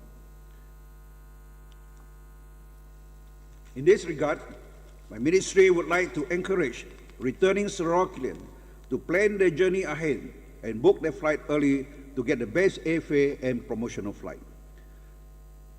Madam Speaker, the eruptions of Mount Ruang on Sulawesi Island on 17 April 2024 have indeed caused significant disruption to air travel in the region, with flights being cancelled on 18 April 2024. All flights to Sarawak were cancelled on that day and only resumed at 7 p.m. The second eruption on 1st May 2024 had the flights cancelled for 6 hours, with services gradually resuming around 1 p.m. in the afternoon. The estimated affected passengers were around 5,000 in the first eruption, while the second had affected around 3,451 passengers. My ministry had written and engaged with the airlines to increase the flight capacity to cater for the cancelled flights. For information of this August House, it is emphasized that decisions regarding the closure of airspace and airports are within the jurisdiction of Civil Aviation Authority of Malaysia, which must prioritize safety factors. It's crucial for the Ministry of Transport and CAM to closely monitor the situation and prioritize passenger safety. This includes considering the risks posed by volcanic ash clouds to aircraft engines, system, and avionics. CAM's issuance of significant meteorology advisories and safety notices to airline operators demonstrates their commitment to ensure that aviation stakeholders are informed about potential hazards and can take appropriate measures to mitigate risks. Overall, the collaboration with the relevant authorities, airlines, and other stakeholders is crucial in managing the effects of natural disasters like volcanic eruptions on air travel safety and minimize disruption to passengers. Madam Speaker, my ministry is actively pursuing collaborative efforts with relevant Sarawak and federal agencies, neighboring countries, and stakeholders to boost Sarawak transport sector. In the recently concluded Brunei Darussalam Indonesia Malaysia Philippine East Asian Growth Area (BIMYAGA) strategic planning meeting which was fostered by Malaysia in Kuching in March 2024, my ministry has engaged with member countries to address cross-border challenges and regional connectivity. The discussion has resulted in the decision to initiate a task force led by Indonesia to address issues and alignment of regulations relating to border crossing of buses, coaches, and the streamlining of processes for goods in transit across borders.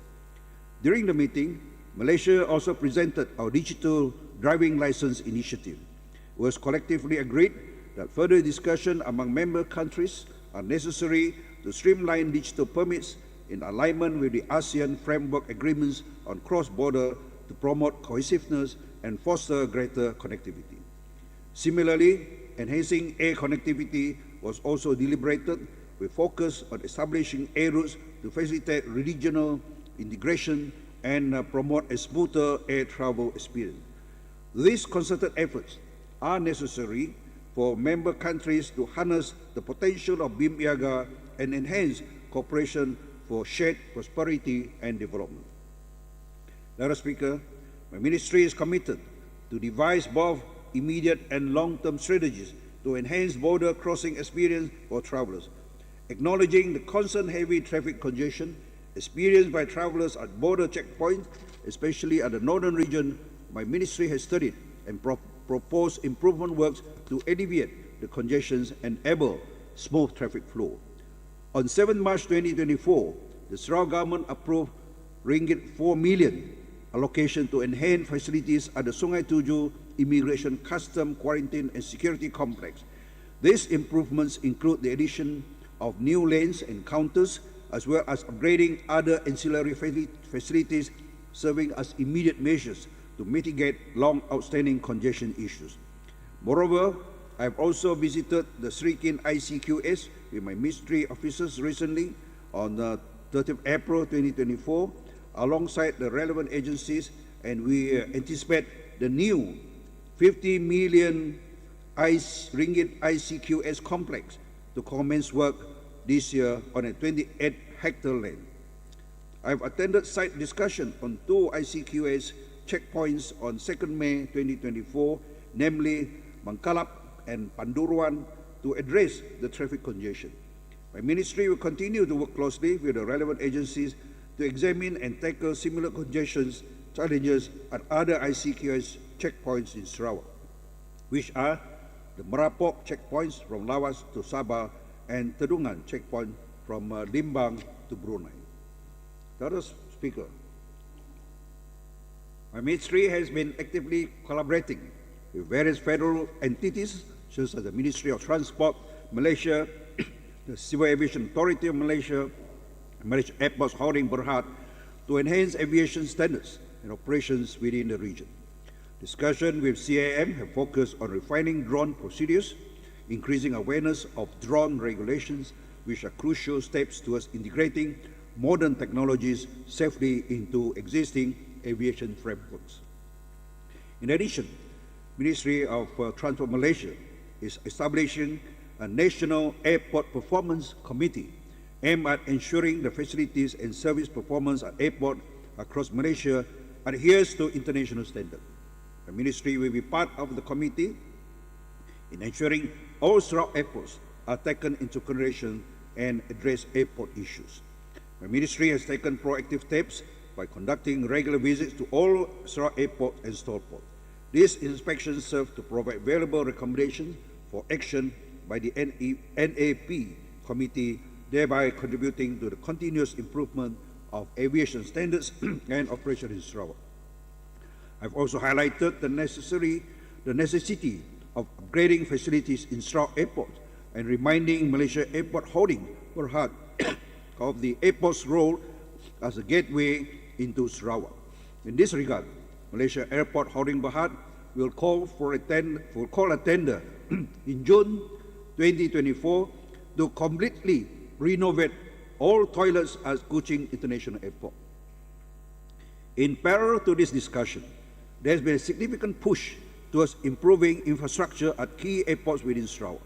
Both the Kuching International Airport and Miri Airport have been identified as having exceeded their passenger handling capacities, promoting an urgent call for the implementation of optimization plans to upgrade their terminals. Based on my last meeting with the Honourable Minister for Transport Malaysia, these optimization plans will be the priority projects in obtaining allocation from the federal government under the 5th rolling plan of the 12th Malaysia Plan. Therefore, Ministry of Transport Malaysia and the Malaysia Airport Holding Berhad have been urged to expedite these development plans to accommodate growing travel demands and enhance passenger experience. These upgrades are vital not only for improving operational efficiency but also for supporting Sarawak's economic growth, which is aligned with our development strategy. Madam Speaker, I would like to take a moment to highlight the significant engagement and development in the aviation sector.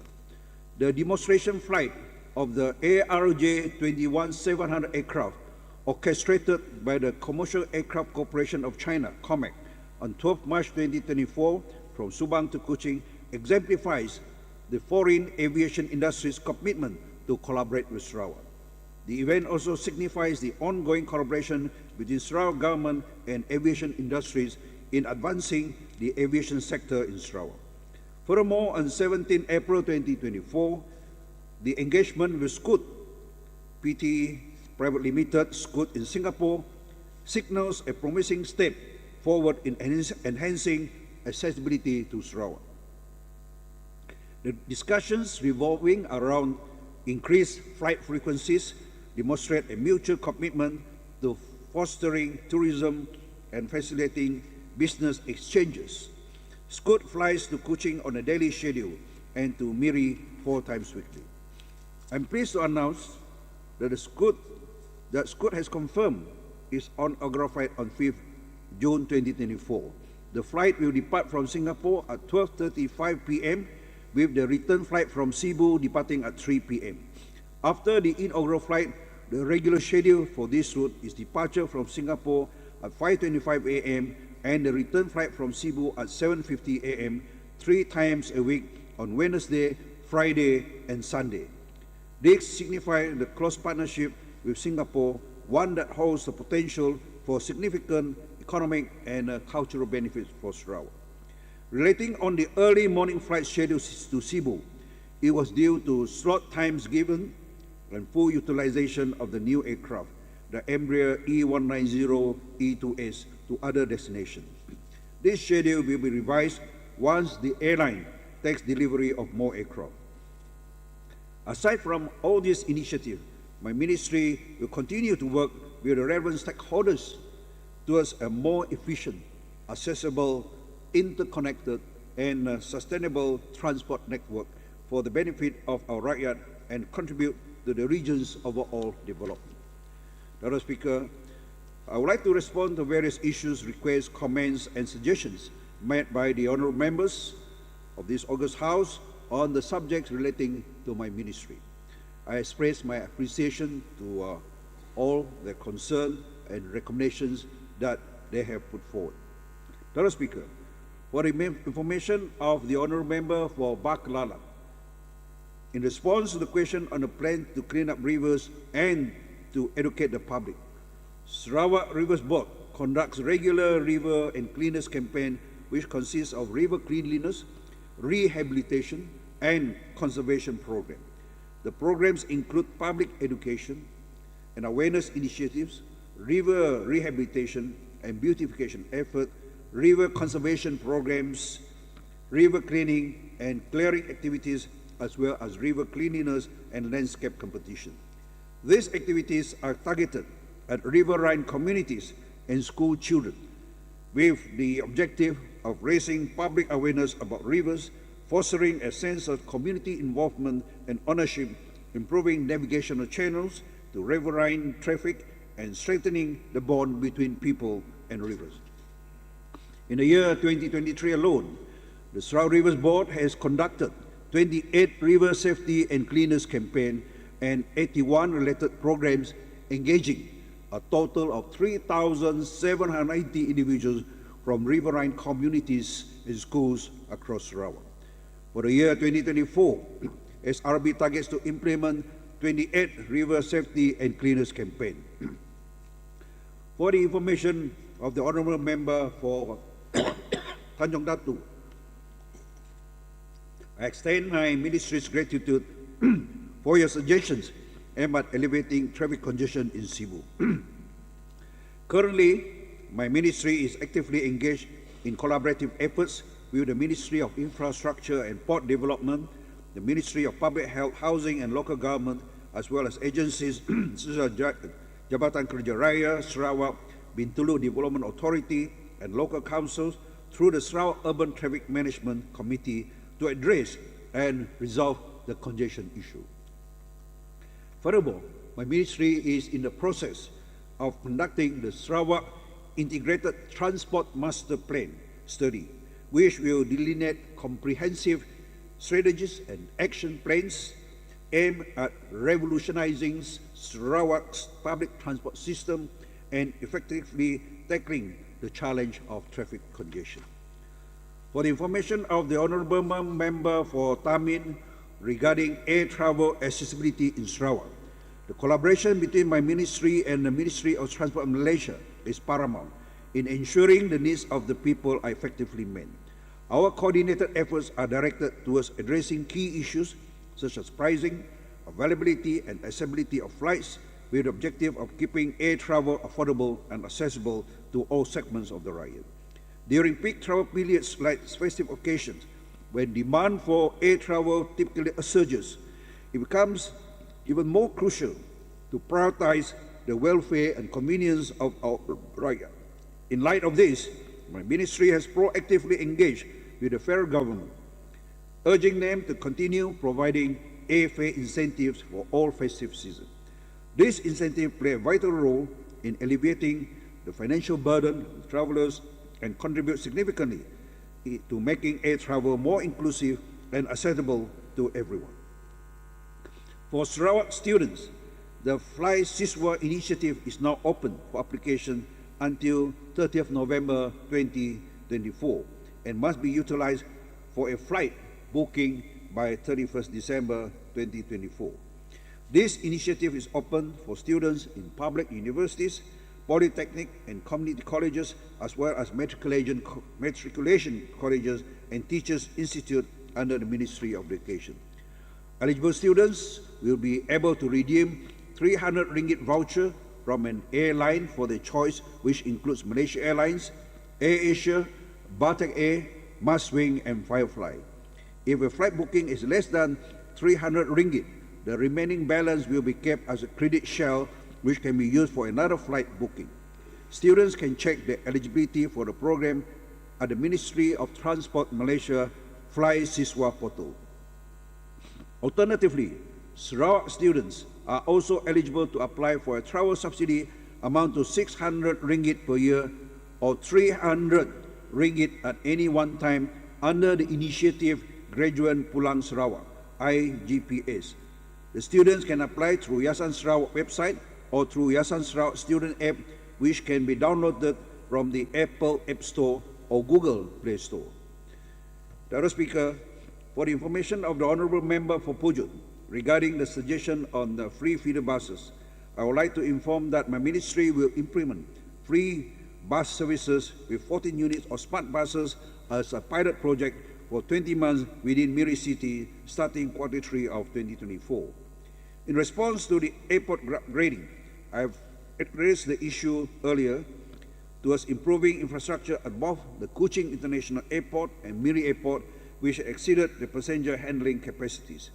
Based on my last meeting with the Minister for Transport Malaysia, these optimization plans will be the priority projects obtaining allocation from the federal government. The proposed optimization plan for Kuching International Airport amounts to 65 million ringgit and 60 million for Miri Airport to be implemented under the Rolling Plan 5. For Miri Airport, the proposed upgrade involves an increase in terminal capacity from 2 million passengers per annum to 3 million passengers per annum. The proposed scope of works for the expansion comprises 1. A new building extension and upgrading of the rural air services area, 2. Additional new check-in counters, 3. new office area signages, signages and wayfinding. 4. New baggage handling system.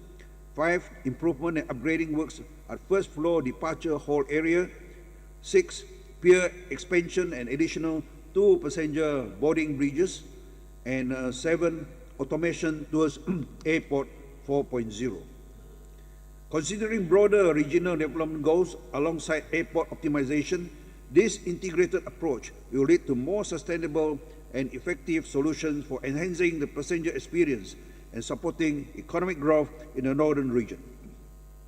In this regard, my ministry will also review various studies for Miri, including the ongoing Greater Miri Development Master Plan study, which also covers Miri Airport Infrastructure Development Plan in addressing the issue raised. For the information of the Honourable Member for Tebedu, the RM1 flat rate bus subsidy program has been revised for the years 2024 and 2025. Under the revision, the subsidy is only applicable for trips within 40 kilometers from the urban centre. Therefore, there will not be a RM1 bus subsidy for the Kuching-Syrian-Tebedu route. For information of the Honourable Member for Telian, the upgrading of traffic light system or smart traffic light at Jalan Muhammad Fauzi, Jalan Orang Kaya Setia Raja Junction in Muka has been approved under the 12th Malaysia Plan midterm review with a scheme value of 347,000 ringgit. The project is expected to commence later this year. Additionally, the installation of the smart traffic light project at Jalan Wawasan and Jalan Setia Dua Junction has also been approved under the 12th Malaysia Plan midterm review with a scheme value of 2.65 million ringgit. The project is expected to commence in 2025.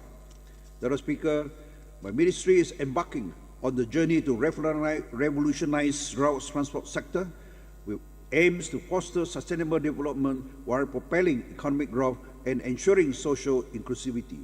An efficient and modern transport infrastructure plays a critical role in driving prosperity and connectivity across the region. Therefore, my ministry, in collaboration with relevant agencies, are planning the strategies and initiatives to meet the evolving transport demands in Sarawak. My ministry is currently conducting the Sarawak Integrated Transport Master Plan study and the Miri Urban Transport Action Plan. The study analyzed Sarawak's transport demands and focus decarbonization strategy to mitigate environmental impacts, identify areas for improvement and innovation, assess financing and investment needs in the transport sector, and focus on regulatory and legal methods to develop transport policies that enables a holistic approach to transport development and operation to meet the needs in Sarawak. Mr. Speaker, according to the National Energy Transition Roadmap, the transport sector remains a significant contributor of greenhouse gas emission in Malaysia, primarily due to emissions from internal combustion engine vehicles. Road transport alone contributes to 55 metric tons of carbon dioxide equivalent, constituting 85% of total transport emissions. Additionally, Malaysia's substantial fleet of private passenger vehicles has adverse effects such as increased carbon emissions, urban traffic congestion, and compromised air quality. Addressing these challenges necessitate a modal shift in transport and promoting alternative fuel economy. In response, Malaysia has set targets for public transport modal share to reach 40% by 2040 and 60% by 2050. Achieving these goals requires the development of robust public transport infrastructure and improved connectivity to encourage a shift towards public transport. In Sarawak, aside from the ongoing studies to strategize for a sustainable and modernized transport sector such as Sarawak Integrated Transport Master Plan, several awareness program initiatives, including the RM1 flat rate bus fare subsidy program, have been implemented to promote public transport usage and raise awareness about green mobility. For maritime transport, my ministry is developing plans, especially for boats in rivers and dams, to migrate to electric propulsion. For other types of fuel, the development of the infrastructure for bunkering will take a longer time. With Sarawak moving into hydrogen production on a large scale, the future plan would require bunkering facilities for big vessels in all ports in Sarawak for marine transport propulsion to go green. For aviation, at the third ICAO conference on aviation and alternative fuels in Dubai, held in November 2023, a new ICAO global framework for sustainable aviation fuels, SAF, lower carbon aviation fuels, LCAF, and other aviation cleaner energies was adopted. The adoption of this framework signifies collective commitment by ICAO and its member states to strive to reduce CO2 emissions in international aviation by 5% by 2030 compared to zero cleaner energy use. In line with the 2050 ICAO vision and the International Air Transport Association member airlines' commitment to achieve net zero carbon emission by 2050, Sarawak government is on track with the development of SAF through algae biomass. A significant milestone was achieved on 22nd May 2023 when YAB Premier launched the first aircraft to use Sarawak's SAF as part of its mixed fuel. The aircraft, an Baltic Airbus 220-300, made a transit in Kuching from Bangkok en route to the Langkawi International Maritime and Aerospace Exhibition 2023. For the information of this August House, road accidents in Sarawak are indeed alarming. Based on the Royal Malaysia Police Department report, Sarawak has recorded a total of 21,418 road accidents for the year 2023. Out of these 21,418 road accidents, there are 150 serious accidents and 378 deaths. These figures show an increase of 9.8% in road accidents compared to 19,507 road accidents in 2022. As of April 2024, Sarawak has recorded a total of 7,153 road accidents. Based on these statistics, motor cars recorded the highest number and accounts for more than half of the total number of cases, followed by four-wheel drive vehicles and motorcycles, which shows the need to increase awareness among road users. In our ongoing efforts to enhance road safety awareness, my ministry collaborates closely with the Sarawak Road Safety Council to implement road safety awareness campaigns. The campaigns are held annually before major festive seasons, such as Chinese New Year, Hari Raya, and Gawai Festival in various divisions such as Kuching, Betong, Sibu, Miri, and Bintulu, as a continuous effort to promote road safety awareness among road users and travelers during the festive season.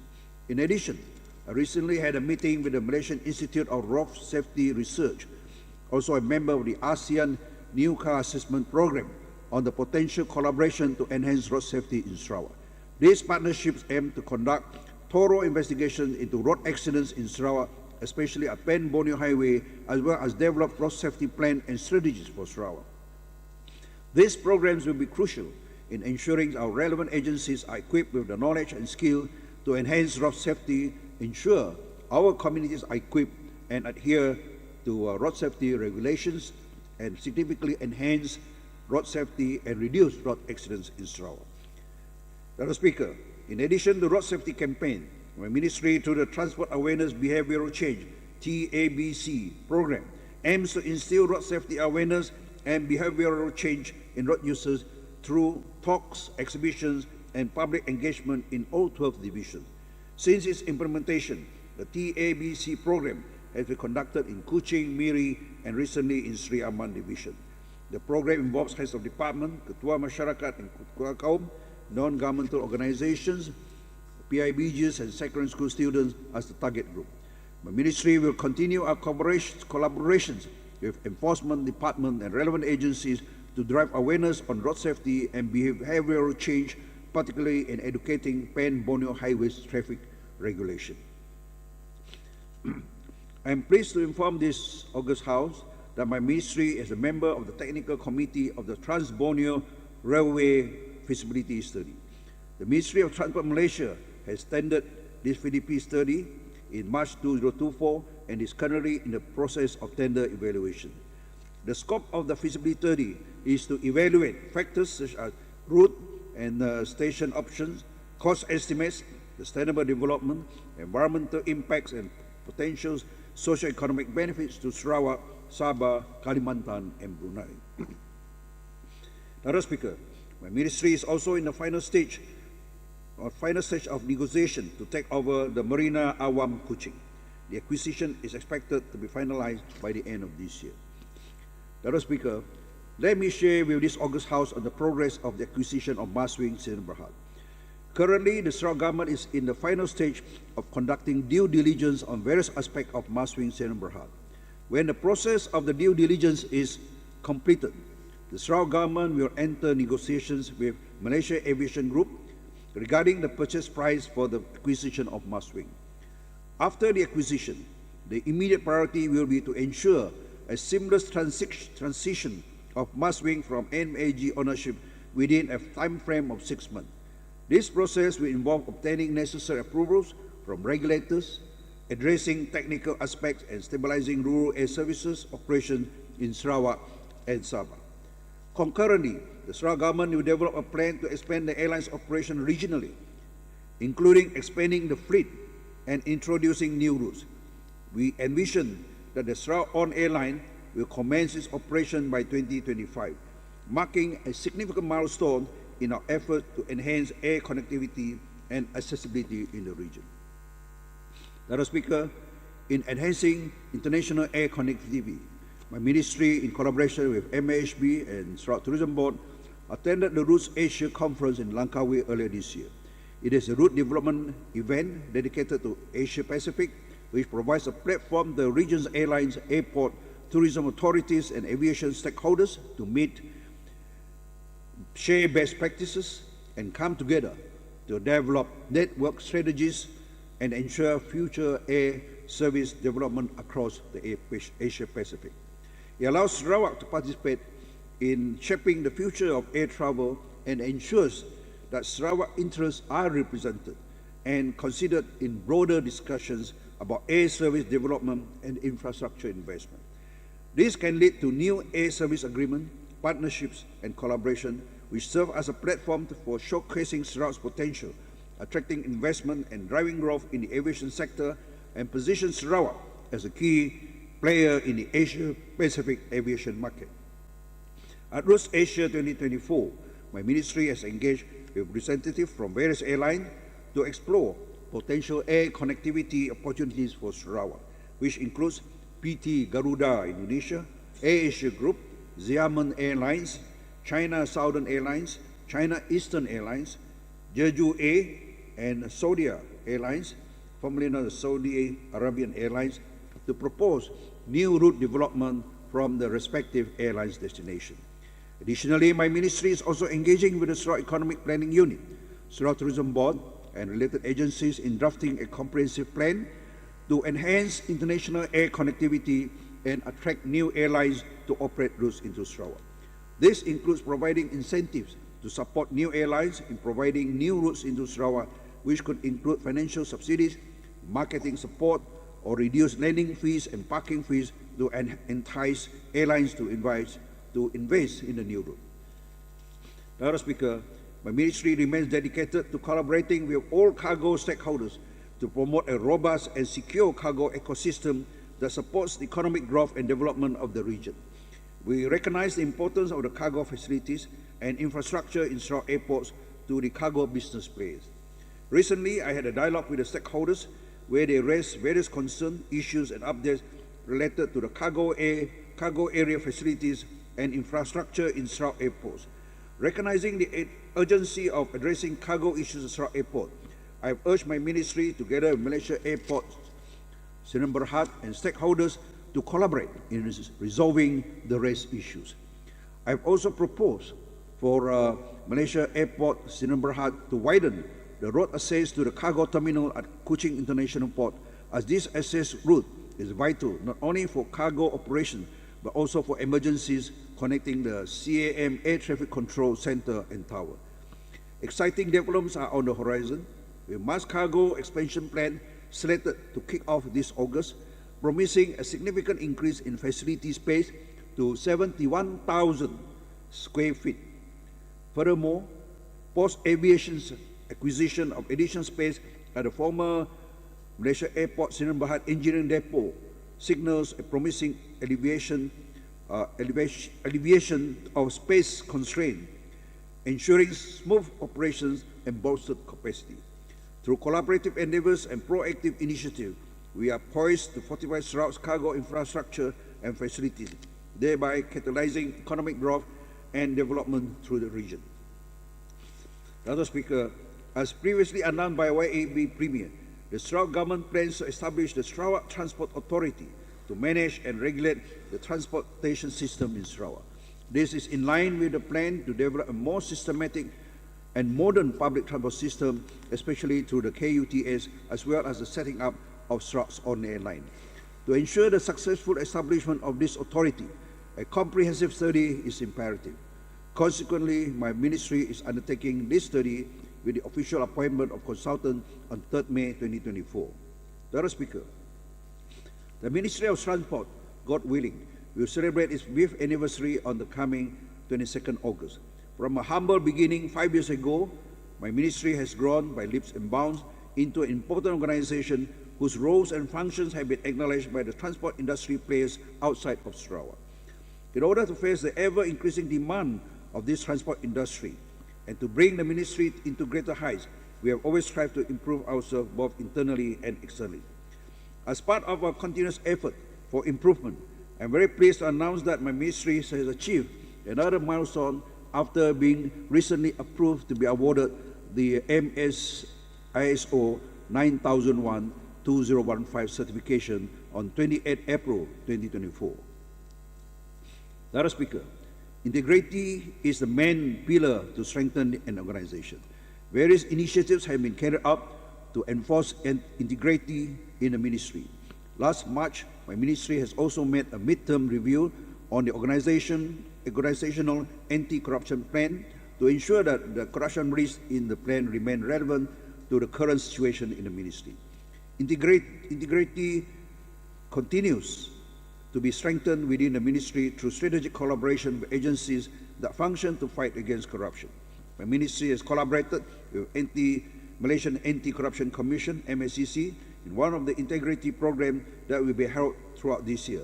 That is Sri Jelaja Integrity Bersama Agensi Kementerian Pengangkutan Sarawak.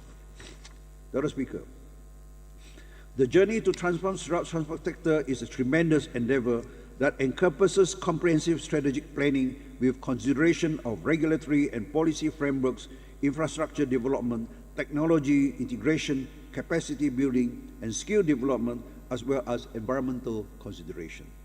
These efforts are aimed at meeting the evolving transport demands of our region, while mitigating environmental impacts and ensuring connectivity and accessibility for all. As we move forward, we are committed to plan and implement strategies and policies in collaboration with strategic partners, relevant stakeholders, and the community to achieve our shared goals. The future of Sarawak is bright, and with dedicated collaboration and commitment, we are confident in creating a sustainable, inclusive, and prosperous Sarawak that benefits everyone. Mr. Speaker, before I conclude, I would like to extend my thanks and appreciation to our Tuan Speaker, Deputy Speaker, and the team for upholding the decorum and dignity of this August House throughout this proceeding. My sincere appreciation also go to my two Deputy Ministers, the Permanent Secretary, and officers of the Ministry of Transport Sarawak for their steadfast commitment, as well as to all the relevant agencies for their collaborative efforts. I wish to extend my gratitude to the State Secretary, State Financial Secretary, State Attorney General, and officers from the various Sarawak and federal ministries and agencies for the diligence and contributions in facilitating and supporting the smooth proceedings of this August House. Lastly, special thanks to the media for the coverage of the proceeding. Tuan Speaker, saya dengan segala hormatnya menyokong penuh usul penghargaan di atas ucapan Tuan Yang Terutama Yang di-Pertua Negeri Sarawak sempena perasmian Mesyuarat Pertama Bagi Penggal Ketiga Dewan Undangan Negeri ke-19. Sebelum saya mengakhiri ucapan penggulungan saya ingin menyampaikan 4 rangkap pantun. Benua Sarawak tampak pegari, burung kenyalang nyadi lambang, segulai sejalai bersatu hati, menua mansang rakyat senang.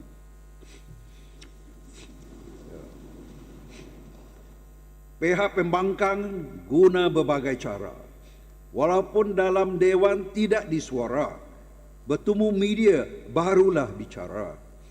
Memang pandai sekali seniwara. Membeli midin di pasar besar, singa ke mamak makan capati. Kerajaan GPS jasanya besar, kata dan janji pasti ditepati. Ikan terubuk, ikan haruan digemari ramai tak kira usia. MOTS kini menjadi tumpuan menjulang Sarawak di pesada dunia. Walaupun Syawal telah merabuhkan tirainya, semoga tidak terlambat untuk saya mengucapkan selamat Hari Raya Aidilfitri kepada semua yang menyambutnya. Di kesempatan ini juga saya ingin mengucapkan selamat Hari Pekerja, selamat Hari Ibu, selamat Hari Guru dan selamat Hari Bisak yang disambut dalam bulan Mei ini. As the Gawai celebration is approaching very soon, I would like to take this opportunity to wish all Dayaks both near and far a very joyous festival. Let us use this occasion to strengthen our unity so that our beloved multiracial, multicultural and multi-religious Sarawak will continue to be the beacon of peace and a model not only in Malaysia but the whole world. Ngaje ka kita, gayu guru, gerai nyamai, lantang senang, nuan menua, celap lindap, betua badimpa, segulai sejalai, mai pemansang. Sekian, terima kasih. Terima kasih Yang Berhormat Menteri. Saya pun ada buat rangkap pantun. Rakyat menyokong kerajaan Bistari. Mesyuarat kita bersambung esok hari. Ahli-ahli yang berhormat, the sitting is now adjourned and the House shall resume sitting at 9 a.m. tomorrow, inshallah.